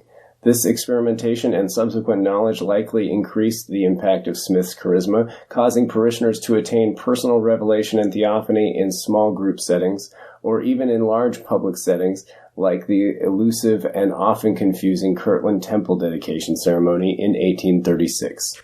All right, this is what we've been building up to this whole time. Let's jump right into it. This is the section Kirtland Temple dedication. All right, everybody, let's just take a break for just a quick second to hear from my co-host on My Book of Mormon, Marie Kent, telling us all about everything that's going on this weekend. Hello, everyone. It's Marie Kent from Bryce's other show, My Book of Mormon podcast. On Saturday, July 29th, Bryce and I will be doing a live show at Squatter's Pub in beautiful Salt Lake City and doing what we do best, drinking our way through official church publications. Hang with us starting at 7 p.m., and the show starts at 8. In true church fashion, it's a free performance with a donation plate. Now, if bars just aren't your style, Sunday morning at 11 a.m. at whatever ward it is where most of the general authorities go, you are more than welcome to join me and Bryce as we, yes, go to church. We are going to be absolutely respectful and also absolutely ourselves. So if you happen to own a rainbow tie, wear it. Personally, I'm going to be scandalous and wear a cardigan over my sleeveless dress.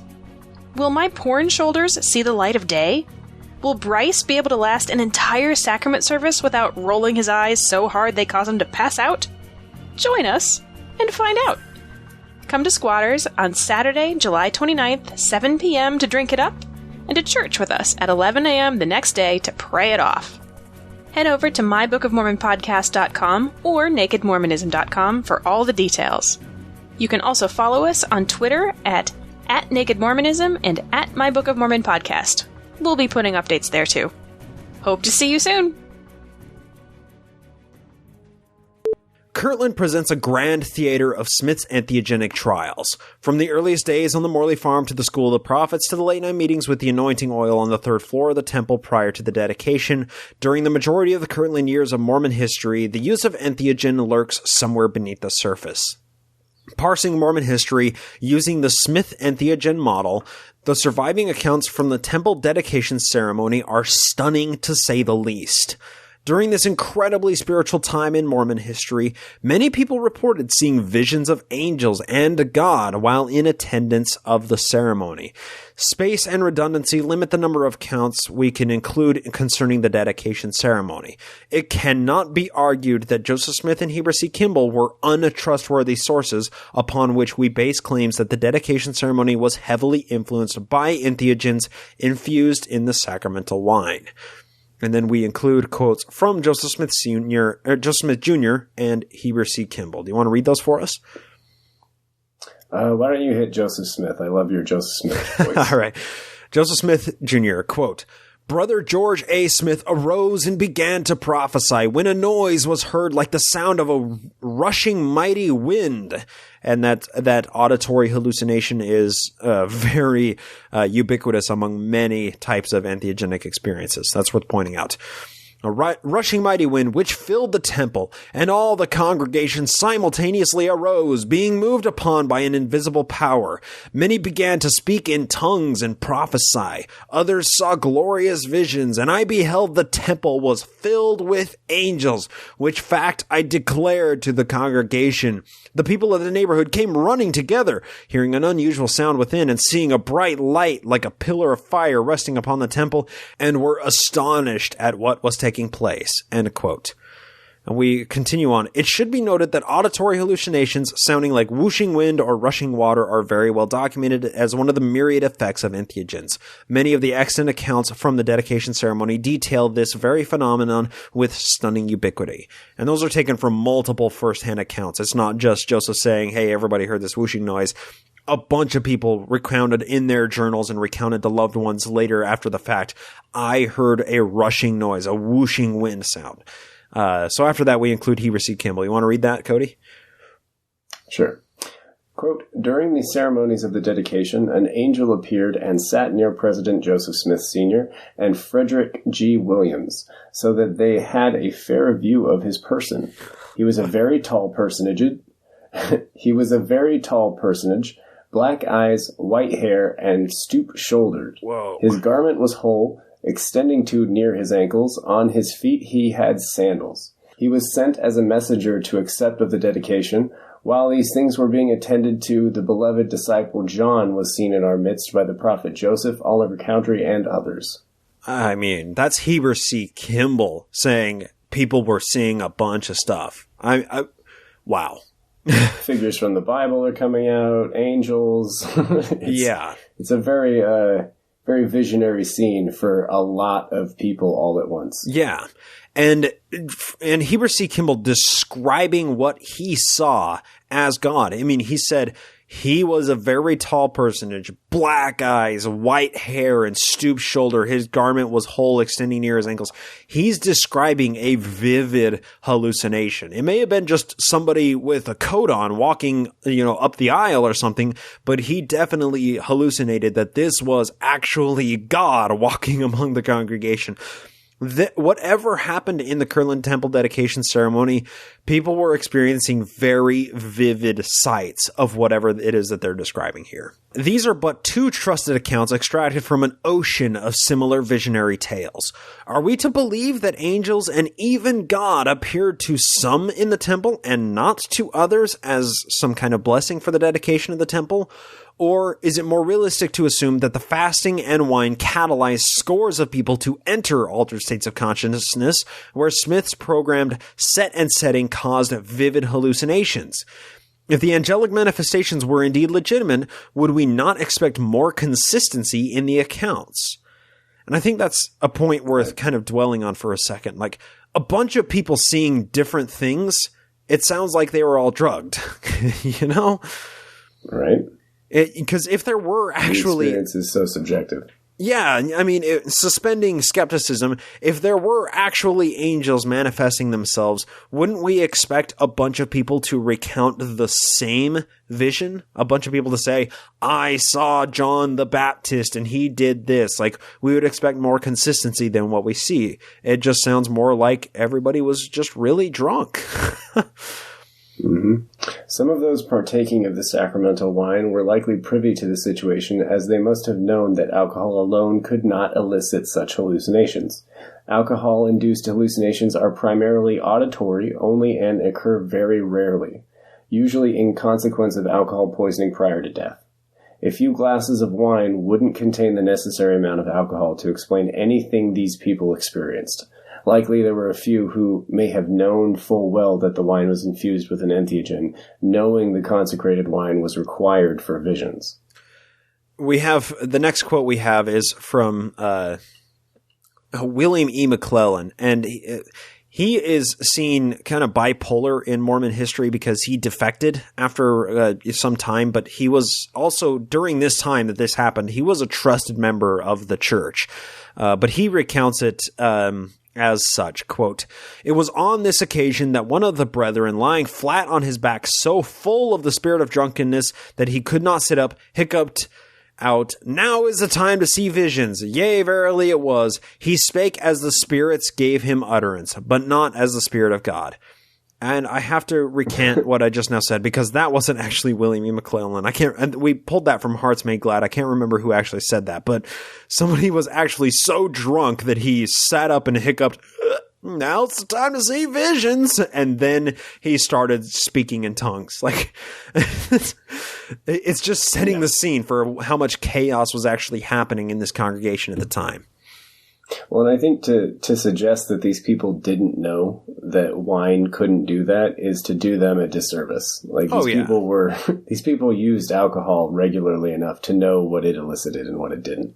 Yeah. And obviously, if everybody is drinking wine out of the same barrel and a bunch of people are drinking more than other people are drinking, and the people that drink more are having these vivid hallucinations and visions, maybe it's worth noting that there might be something to do with the actual wine itself. Exactly. Right. From an account by Milo Andrus, a saint living in Kirtland, we see how Smith used altered states of consciousness catalyzed by entheogens and set and setting to convince people of his divine power.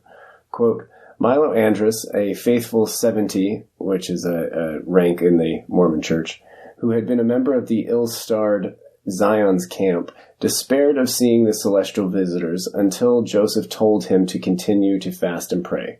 When he had fasted for 24 hours, marveled Milo, and partaken of the Lord's Supper," again the sacrament, "namely a piece of bread as big as your double fist and half a pint of wine in the temple, I was there and saw the Holy Ghost descended upon the heads of those present like cloven tongues of fire.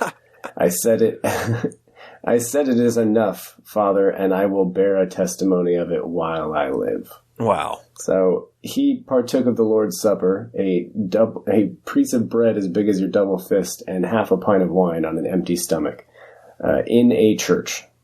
So that's just dose, set, and setting, in my opinion. Yeah, absolutely. And it's worth noting that Joseph said, hey, it's okay, dude. Just keep praying, keep fasting, keep praying, and you're going to see something. And that's when he partook of the sacrament, and that's when he saw stuff on the empty stomach. Like intention. Yeah, exactly. And cloven tongues of fire. And then he said, oh, it's enough. I'm going to bear a faithful testimony of it while I live. So obviously this had a deep impact on Milo Andrews' life from that moment on. You know, he saw something, he vividly hallucinated something and said, I am a faithful member of the church till the day I die because of this experience. This is charismatic. This is Joseph Smith hanging his hat on his own charisma that he can incite with people, you know, feeding them the sacrament. But it's not a very sustainable model, unfortunately.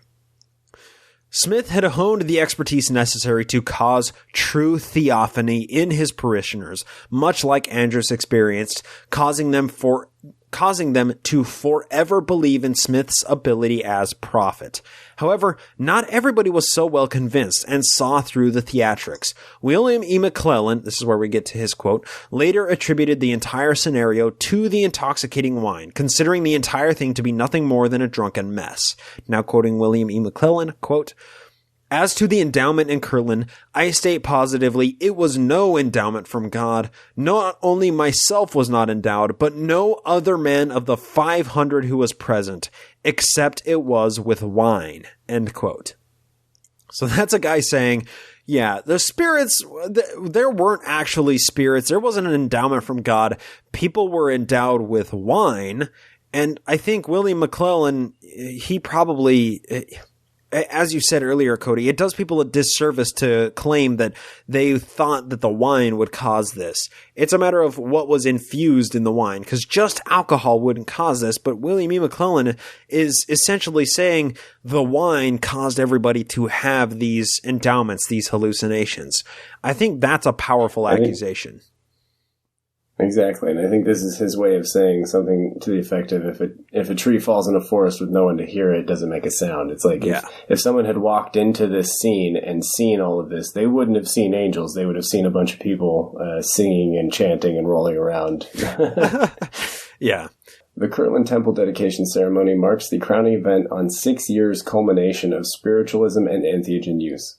The vast majority of extant evidence concerning Mormons' use of entheogens involves limited exposure with a small group of a dozen or so individuals experimenting in dark rooms, segregated from the general population for hours on end. Smith had profound effects when he promised his followers administering of angels or visions of God, and followed up with psychoactive sacrament.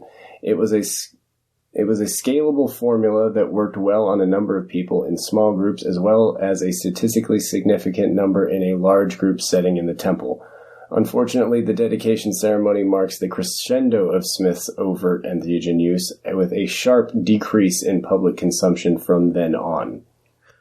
One of the most significant occurrences where the angels appeared in Kirtland after the dedication ceremony was 1 week after, when Oliver Cowdery and Joseph Smith saw the Lord one final time in the temple and subsequently received revelation comprising current-day Doctrine and Covenants, section 110. Now this is quoting from Joseph Smith Jr., quote, I assisted the other presidents in distributing the elements of the Lord's Supper to the church, receiving it from the 12. I retired to the pulpit, the veils being dropped, and bowed myself with Oliver Cowdery in solemn and silent prayer. After rising from prayer, the following vision was opened to both of us. And then he recounts Doctrine and Covenants, section 110. This is taken from the History of the Church, by the way. He continues saying, quote, the veil was taken from our minds, and the eyes of our understanding were opened. We saw the Lord standing upon the breastwork of the pulpit before us. His eyes were as a flame of fire. The hair of his head was white like the pure snow, and his voice was as the sound of a rushing of great waters. End quote. That's from Joseph Smith Jr., the prophet of the church. Now, we button up this section by saying, the charisma and resources necessary for these experiences was not sustainable, and soon public consumption appears to have been eliminated. This is not to say that the use of entheogens as sacrament for Smith and his closest followers was eliminated, but rather that such activities were conducted privately for a number of reasons, least of which was logistics. Now, okay, so now we get into post-Kirtland Mormonism. And this is when they go to Far West and Nauvoo, when we see this sharp decline. And there's not much left in the paper, so let's just burn pretty quickly through this segment. Does that sound good to you, Cody? Yeah. All right. Now, from Far West to Nauvoo. After a series of managerial and financial disasters following the founding of the Kirtland Safety Society, Joseph Smith and other church leaders were forced to flee Kirtland to settle in Missouri and later Nauvoo. After the Mormons' exodus from Kirtland, overt evidence of Smith's entheogen use becomes relatively sparse. This decreased evidence correlates with many other changes in the church during the Missouri and Nauvoo years from 1838 to 1845. There exists a dramatic decrease in the number of inspired revelations making their way into church canon. 122 revelations were given from 1829 to 1838, compared to 14 revelations from 1839 to 1844. During the Nauvoo years, Smith was consistently busy with construction and administration of the city. This, among many other time-consuming daily activities, must have impacted Smith's free time, and by extension, the time he could devote to spiritual pursuits enhanced by entheogens. Evidence may exist that these activities were forced underground for purposes of sustainability and broadening public perceptions. Smith also existed in a realm constantly influenced by teetotalers and those forwarding the temperance agenda. John C. Bennett undoubtedly had an impact on the laws of Nauvoo and their intermittent banishment of, or alternating tacit approval of, alcohol sale and consumption within the city limits. At one point in February of 1841, John C. Bennett passed a city ordinance banning the consumption and sale of unsanctioned spirituous liquors, after which Smith provides his alternative to the people's need for alcohol-delivered medicine. This is a quote from Joseph Smith Jr., quote, "In the discussion of the foregoing bill," which was a temperance bill in Nauvoo, "I spoke at great length on the use of liquors and showed that it was unnecessary and operates as a poison in the stomach, and that roots and herbs can be found to effect all necessary purposes." End quote. All necessary purposes. Yeah. Joseph Smith saying, hey, don't worry about alcohol, man. We got this joint. It's like good, man. And we're totally cool. Like, we can totally get drunk on this stuff. Like, that's what we're talking about here. They were trying to outlaw alcohol and saying explicitly that, hey, any effect that you want from alcohol, you can still achieve that from roots and herbs. I mean, exactly. Wow. Okay. That just goes to show the impact that these roots and herbs had on the 19th century mindset. Now, the fact that Smith argued roots and herbs would make proper medicinal and recreational substitutes for alcohol leads us to conclude he was familiar with plants as intoxicants. Exactly to what degree he was educated in the field remains conjectural and ripe for further research. It's worth noting, however, that it takes very little in the way of education to take advantage of plant medicines readily available to Smith. An average person at the time, armed with some basic canning or soap-making equipment, could accomplish some very startling kitchen chemistry with just a few commonly found herbs. Scholars are aware that Joseph Smith Sr. crystallized and attempted to sell roughly $3,000 worth of ginseng overseas in the early 1810s. The Smith family also produced and sold molasses regularly as a side business. Whatever their formal education may have included, the Smith family undoubtedly held some basic folk herbalism and chemistry skills. There exists a sharp line of distinction between the elementary policies during the early days of Kirtland and the seemingly more refined period of Nauvoo. If entheogen use among the early saints did persist, it must have done so by going underground, possibly only being used by small insular groups or hierarchy on rare occasion. The secrecy involved in Freemasonry and the Council of 50 may be the only set and setting where these practices persisted. These assertions are admittedly speculative and require further research to substantiate. In stark contrast to the visionary experiences in Kirtland leading up to early April 1836, Oliver B. Huntington tells of a perfectly normal worship service in Far West in 1838. The service involved sacramental wine and bread, but noticeably lacked in angelic visitation or subjective visions. Now, this is a quote from Oliver B. Huntington. Quote, "The people came together in the morning without their breakfast to the Bowery on the public square, where there was prepared a plenty of good bread and a barrel of wine. The bread and wine was blessed. Every person ate bread and drank wine as they wanted all day, when they wanted. They sat and talked and walked and conversed upon heavenly and spiritual things as they felt like, walked out on the prairie and returned to eat and drink. No one said, 'Let's go and get a drink,' but with solemnity they commemorated the death and sufferings of Jesus. A part of the day, Joseph was preaching in the large room on the north side of the square, while George A. Smith preached on the south side from a wagon. No one was intoxicated during the day." End quote. It's interesting that he went out of his way to mention that no one was intoxicated during the day.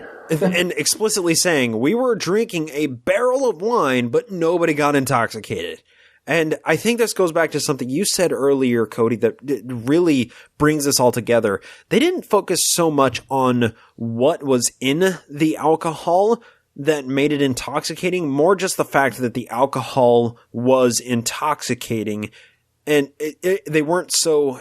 I'm trying to remember. How did you say that exactly? Because I think that really brings a point home. They're not concerned so much with what it was that caused drunkenness, so much that drunkenness was happening, and that, more importantly, that you were becoming a problem to your neighbors and community. Yeah. Generally, they didn't even mind you being drunk so long as you could, hold your drink. Yeah, not get in fights and not, pass out and seize on the ground and whatnot. Exactly. It's amazing. So continuing on, we're almost done. It could be argued that this service in Far West was fundamentally different in nature to the Kirtland Temple dedication. Such an argument only serves to buttress the necessity for proper set and setting, shedding light on the complexity of subjective spiritual or visionary experiences. A simple explanation for the stark differences between this worship service and the Kirtland Temple dedication may lie in the wine.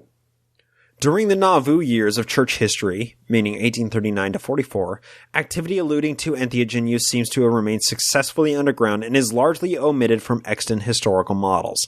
The company Smith kept may have just as much to do with the suppression of this activity as the lack of practicality. Smith's study and practice of Kabbalah and occultism embodied a new iteration in Masonry, where entheogen use may have continued behind closed doors of those ascended to the sublime degree as Smith was. After Smith's death in 1844, the Brighamite Church doesn't seem to include much available evidence in relation to entheogens. Understandably, if the evidence exists, it may be largely ignored or misinterpreted and requires further investigation.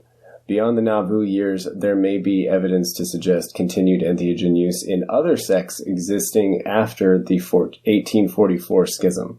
The Strangites, along with a few other smaller factions prior to the reorganization, may have been using entheogens in their sacrament rituals. However, extant evidence is sparse at best, and likewise requires further investigation. There may also be evidence to suggest that some underground societies which embrace the power of entheogens in sacrament cropped up in Utah and possibly exist underground today, hiding in plain sight. William Clayton, an important scribe and alchemist during the Nauvoo years, began the British Metallic Mutual Association, an alchemical occult group with dozens of prominent members founded in Utah roughly 20 years after Smith's death. Various iterations of this group may have survived in Utah until possibly as late as the 1980s, although evidence is admittedly sparse and intentionally obscure. So the next section, I think we can kind of breeze past the next section because the next section is limitations and alternate theories. This is where we admit where we have problems with the paper. Now, these problems are by no means damning. They're just possible things that require addressing in order to make this theory completely bulletproof. So the categories that we have included are lack of tangible and unambiguous documentary evidence. Basically, we don't have any bills where Joseph Smith sent Orrin Porter Rockwell or somebody else to an emporium to go buy mushrooms so that he could put into the wine. That documentation probably doesn't exist, right? But that's the documentary evidence that historians want in order to substantiate this. Next is the evidential unfamiliarity. Those unfamiliar with entheogenic materials and the body of science we've been discussing may be tempted to explain away visionary reports by alcohol consumption alone. As we stated, to actually incite hallucinations, you have to be drinking copious amounts of alcohol regularly over your lifetime for many of these experiences to even happen. And even under such conditions, documented hallucinations are rare and usually only auditory in nature. You really don't get these visions like this. Usually people just report hearing their name called and things like that. So two very different things. And also included in evidential unfamiliarity is so often the main problem with this whole, I should say the main chink in the armor with this whole theory is that it requires a multidisciplinary perspective. It requires you, Cody, with your understanding of mycology and entheogens and my understanding of Mormon history to coalesce and bring together and weave this paper together.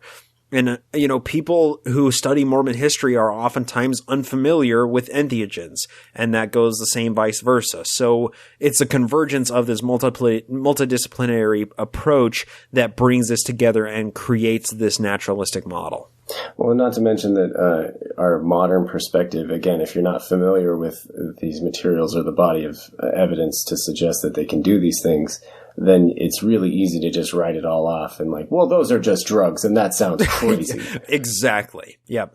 The next limitation that we include is confirmation bias, because once plausibility is granted to this model, it becomes challenging to not see evidence supporting the claims, even when such evidence may be better interpreted differently. This historical model offers a new tool by which to view existing evidence and may provide direction to the never-ending search for new evidence or new interpretations of existing evidence.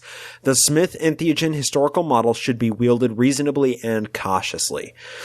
Cody, you and I have talked about this endlessly because we're both skeptically minded. So oftentimes when we are in the middle of a church session, we have to say, is this real?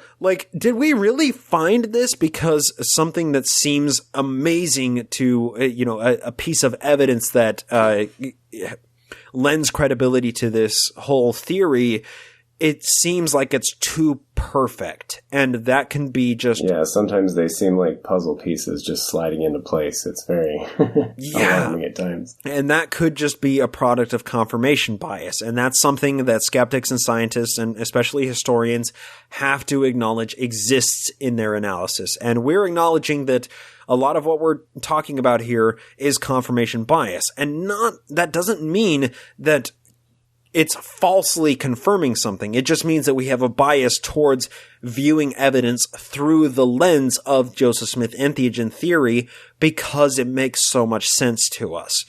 So we do have to recognize that is definitely the case. Mm-hmm.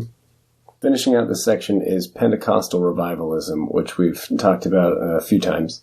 And the vision and experiences reported by the early saints have been previously explained with the typical Pentecostal revivals, which were common in the 19th century and still even today.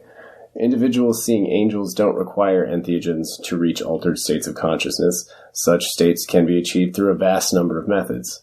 But again, this goes right back to the statistical reliability. Are you looking at 10 to 20% of people who are having these experiences, much less life-changing ones, or can you do this on a level that's like 80 or 90%? And every single one is not just having another Sunday Pentecostal revival, they're having a life-changing experience. Yes. I cannot emphasize that enough. The true theophany. They are talking to God. They are communing with deity. That is important. And yeah, like you said, statistical reliability. So finally, we have a 1.5-page conclusion, and I think this wraps everything together really well. So let's dive into the conclusion. We're not going to read all of our notes and sources because we have 64 sources and 14 pictures. We don't need to read those, but we do have this conclusion that we need to get to. And I'm sorry, everybody, if this is running really long.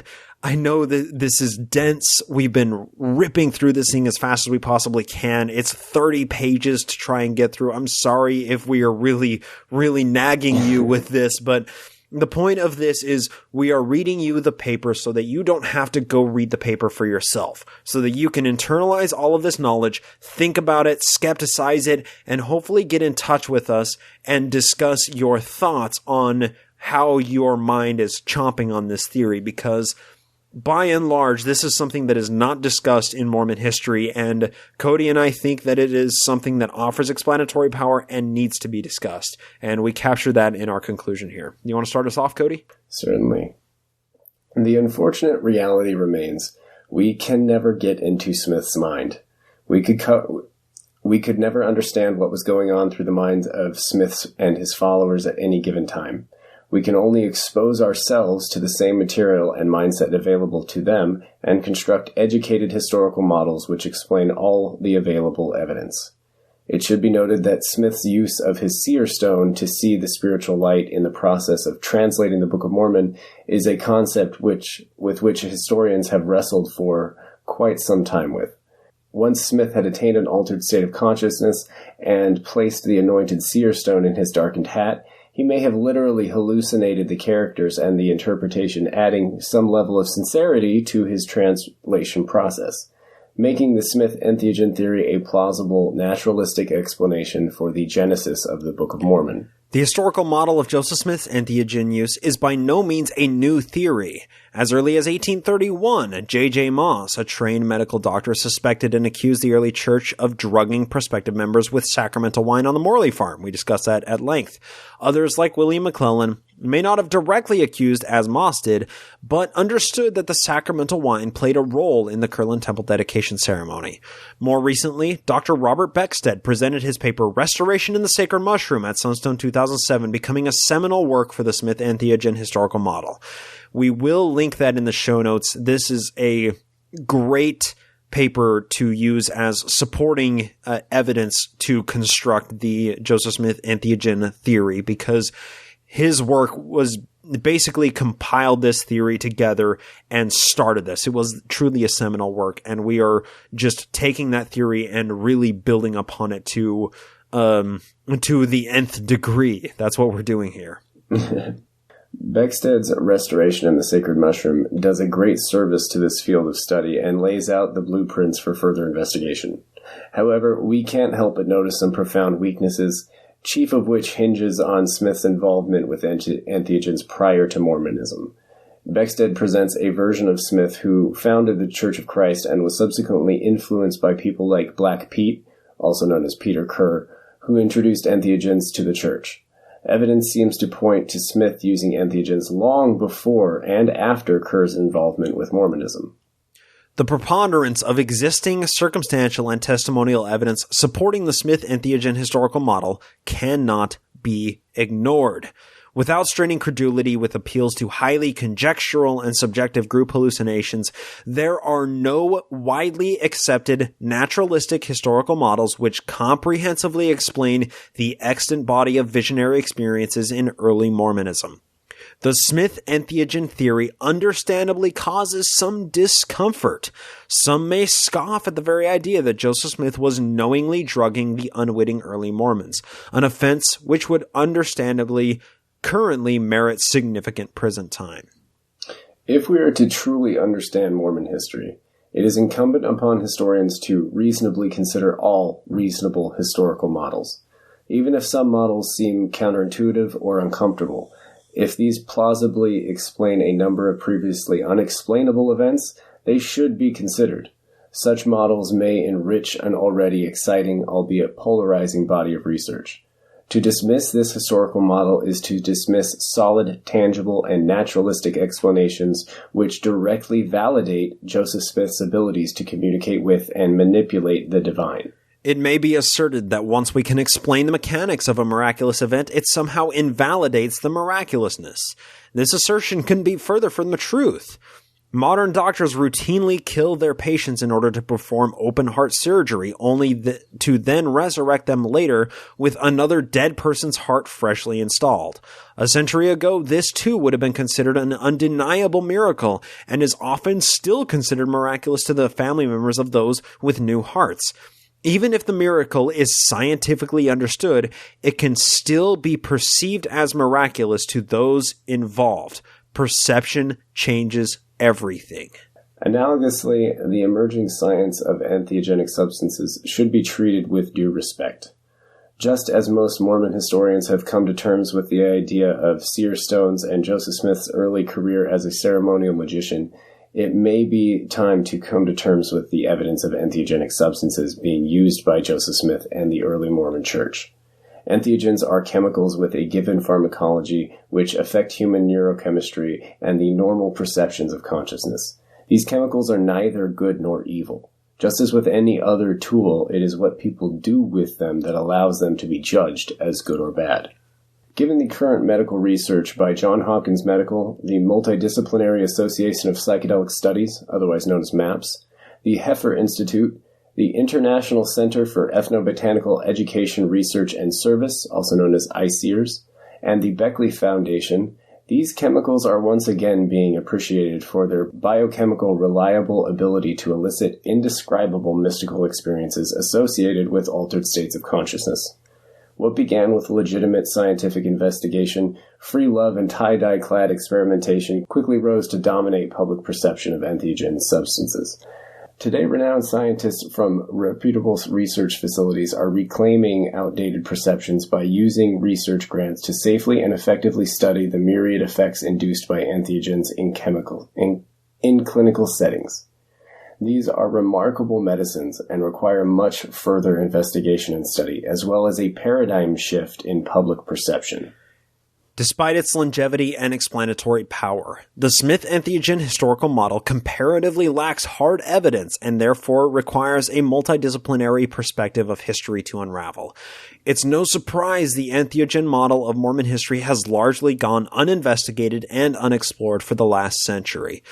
New documentary evidence must be gathered before this historical model reaches the level of academic theory or falsifiability.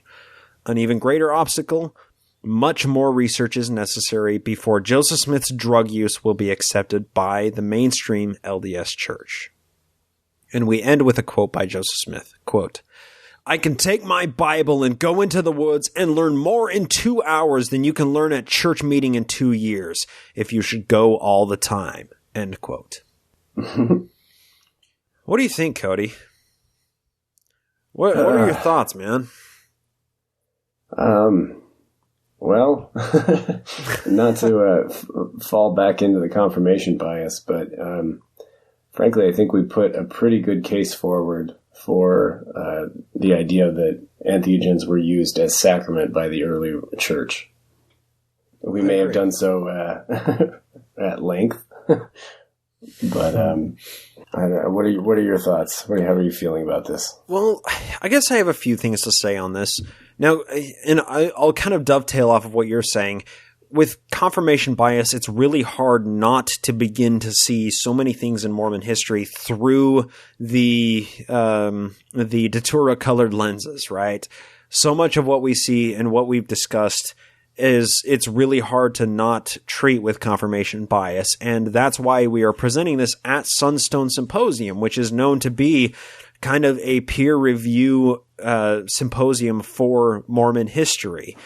And that's where we're kind of introducing this and debuting this into the public mind and into the public eye, because this is something that has largely gone undiscussed. And I think if this does indeed hold the explanatory power that we give it in this paper, then not discussing this is ignoring reality. And I think that does a dramatic disservice to Mormon history, to Joseph Smith, and to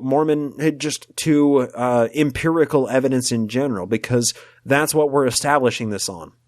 We only have circumstantial evidence based on the time and place and mindset that Joseph Smith evolved out of, and Mormonism in general evolved out of, and the extant accounts from firsthand witnesses of these experiences. People who felt the Spirit come over them. They felt the quickening of the Spirit. They felt their eyes of their understanding opening.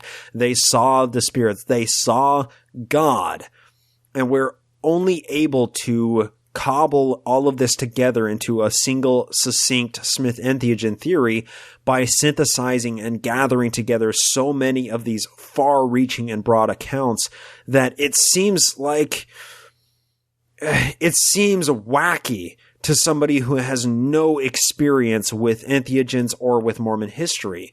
But when you are deep enough and you have enough relevant knowledge in both of those fields, it seems like this theory is not only plausible, but incredibly probable, and it offers explanatory power, and not only that, but predictive power. We're looking for documentary evidence that Joseph Smith was using these things. We may find that documentary evidence, and I don't know what it is, but our theory has predictive power that that documentary evidence exists.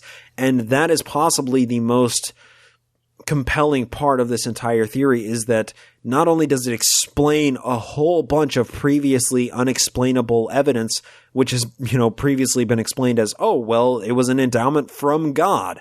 Historians don't have access to God. They can't say that God did something. They need naturalistic explanations. So if we can posit this naturalistic explanation for Joseph Smith's model, I think that is probably the next milestone in Mormon history. Well, I think this goes beyond Mormon history. I mean, this gives us the ability to reanalyze segments in history that we thought we'd had a grip on, like the Anabaptists and the Siege at Munster. The Shakers, the Rosicrucians, the Freemasons. You could go on and name this group and that group, where this evidence is similar, and while there's a lack of tangible evidence, the circumstantial evidence is stark. Yeah, definitely. And that's the main problem with so much of this, is the societies that practiced and perpetuated these things, they may have considered what they were doing as something secretive, and therefore didn't create any of the documentation that is necessary in order to prove this with documentary evidence. And beyond that, just speaking on Mormonism specifically, when the Saints came across the plains, when the Brighamite Church came across the plains in, 1847 to 1860, basically, they had a choice to make. Am I going to bring this barrel of grain, or am I going to bring this box of documents? What's really going to be better for them in the long run? Obviously, when the Saints were chased out of Nauvoo, and not only that, but chased out of Far West and Kirtland, a lot of their documentation was burned and lost forever. So the documentation that we are looking for to thoroughly substantiate this and essentially solidify this as the, forerunning theory to explain Joseph Smith and the history of Mormonism may have just been burned up or blown away in the wind. And that's probably the most disconcerting part of this, because beyond that, people who are part of this, a society that requires this secretive aspect in order to have the connection to the divine, they may intentionally obfuscate or hide documentation that may otherwise prove this. How many years did the church hide the seer stones and the fact that they knew that Joseph Smith had a magical career, for example? Yeah. Not to get conspiratorial, but they've done this in the past. Exactly. And I guess maybe that is something that is necessary to include in the conclusion, and why we said this. Much more research is necessary before the mainstream LDS church embraces the Smith-entheogen theory, because... Well, I don't know if they're going to embrace it so much as we have to pull them out kicking and screaming. Yeah, exactly. But at some point, once the preponderance of evidence of Joseph Smith's occult rituals and seer stone use was so vast they could no longer deny it, maybe one day the Smith-entheogen theory will reach that same level of evidentiality in the realm of Mormon historians. But until that time, it's going to be a knockout fight with the church trying to get them to embrace this, because they're so vehemently opposed to just marijuana right now, which is just one of the least psychoactive drugs that is, classified as an entheogen.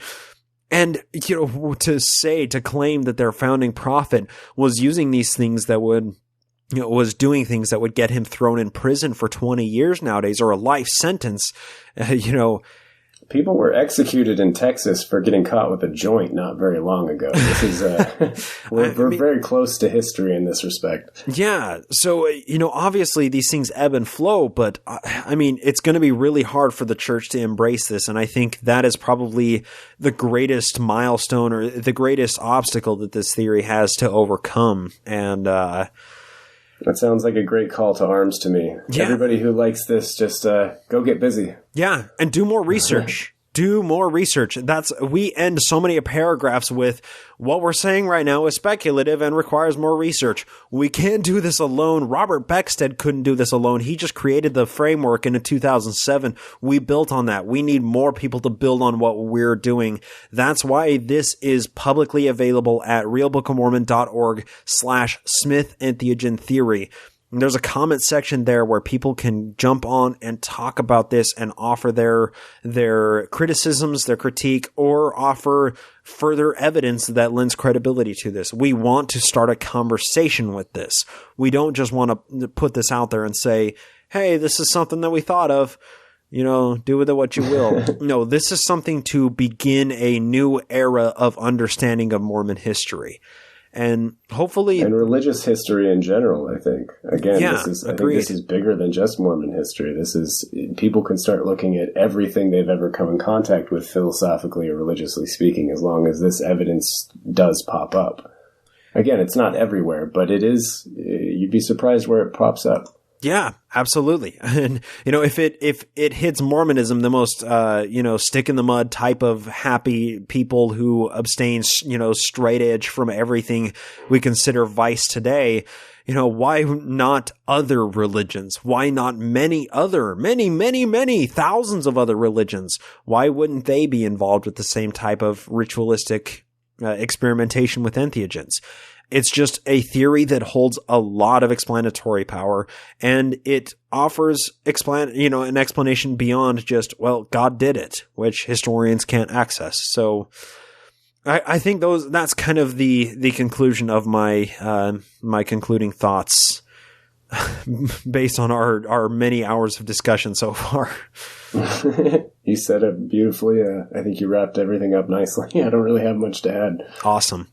Well, in that case, we have gone very, very long with this discussion. Once again, let's give the listeners of Naked Mormonism the pitch where they can find Psilly Rabbits, because we're just taking them and leading them to the edge of this rabbit hole. There's so much more. If you just dive in and give it, the first inkling of plausibility, suddenly a lot of things make more sense. Where can they dive down this rabbit hole with you, Cody? Listeners can find us at psillyrabbits.com. That's PSILLY rabbits.com. We're available on all of your basic podcast outlets, Libsyn, Stitcher, iTunes, what have you. You can you can contact us at silly.rabbits@gmail.com. We love to hear from listeners. We're still a pretty new podcast, so there's not been much correspondence so far. I always love hearing from people. And thank you all for listening. This was a lot of fun and a lot of work me and Bryce did.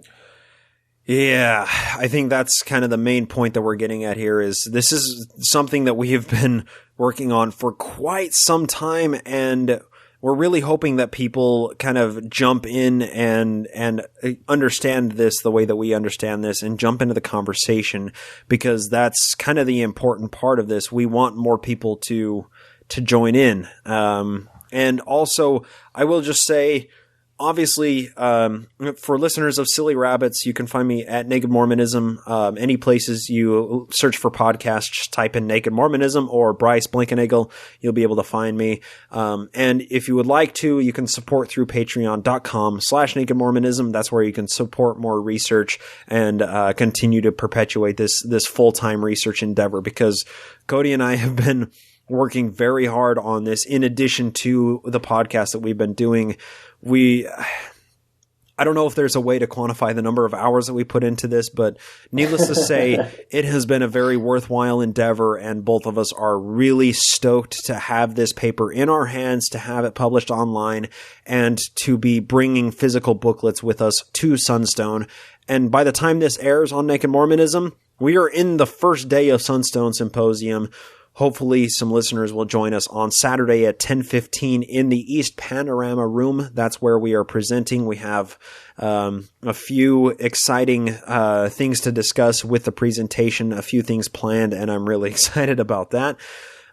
Cody, you're going to take on the first half of the presentation. I'm going to take on the second half, doing a very similar format to what we presented today, just to give listeners a little bit of a rundown on what we're doing at Sunstone on Saturday.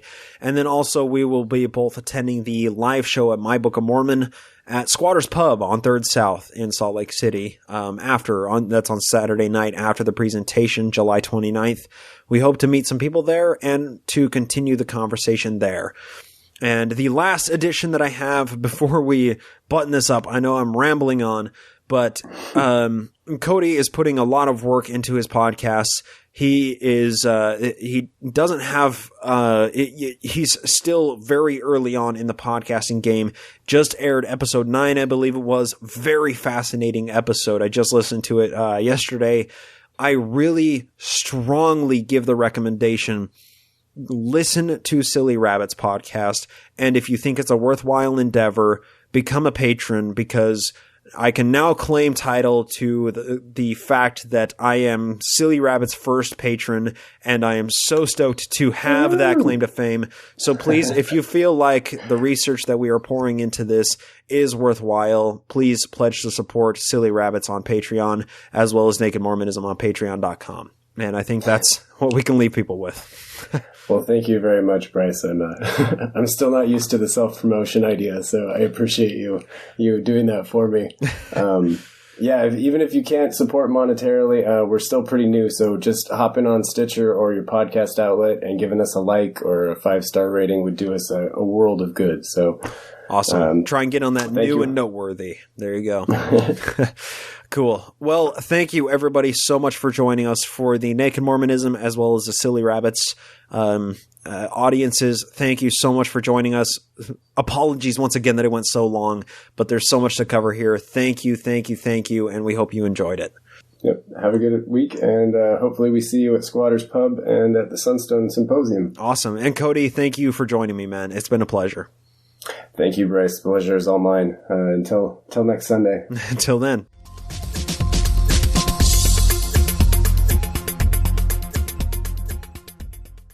Whew, that does it for today.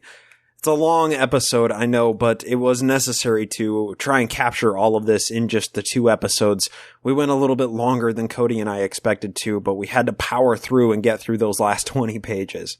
So, one last time, before buttoning everything up, we really hope to see some of you listeners at the Sunstone Symposium or the live show or at the Joseph Smith Memorial Building for church on the following Sunday.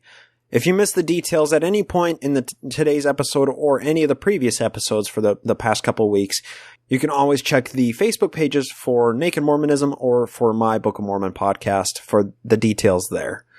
So let's I want to step back and just take a second to thank everybody that helped out during this Patreon Pledge Month, now that it has come to a loving close.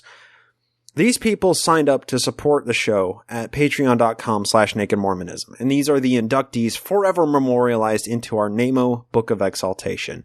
So thanks to the following people: Preston, Lynn, Chris and Christy, Tyler, Judy J, Frank, Clara, Clint, Mindy, Matthew, Karen, Shelley, Greg, Andrew, Shane, Thomas, Eric, Dan, Lane, Cam, Derek, Mark, Larry, Scott, Philip, Stuart, Lizzie in the Lab, Jared, Corrine, David, Howard, Brandon, David again, James, Doug, George, Doubting Dogma, and Doonan.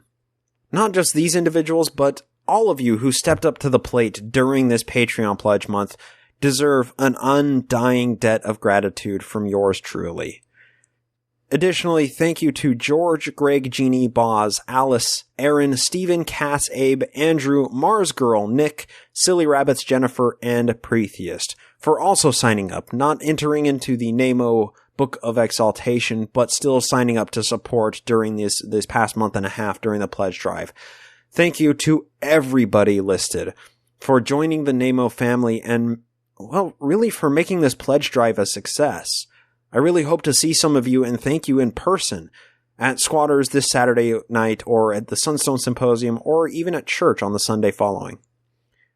Before we cut and wrap everything, just a heads up, this week's episode came out a couple days early because of Sunstone. Well, next week's episode might be a day or two later than the regular scheduled Thursday release due to everything that's going on this upcoming weekend. I'm only going to be getting home about 30 hours before the episode usually releases, and 30 hours is just not enough time to put a good show together. So I hope that's not an inconvenience to anybody.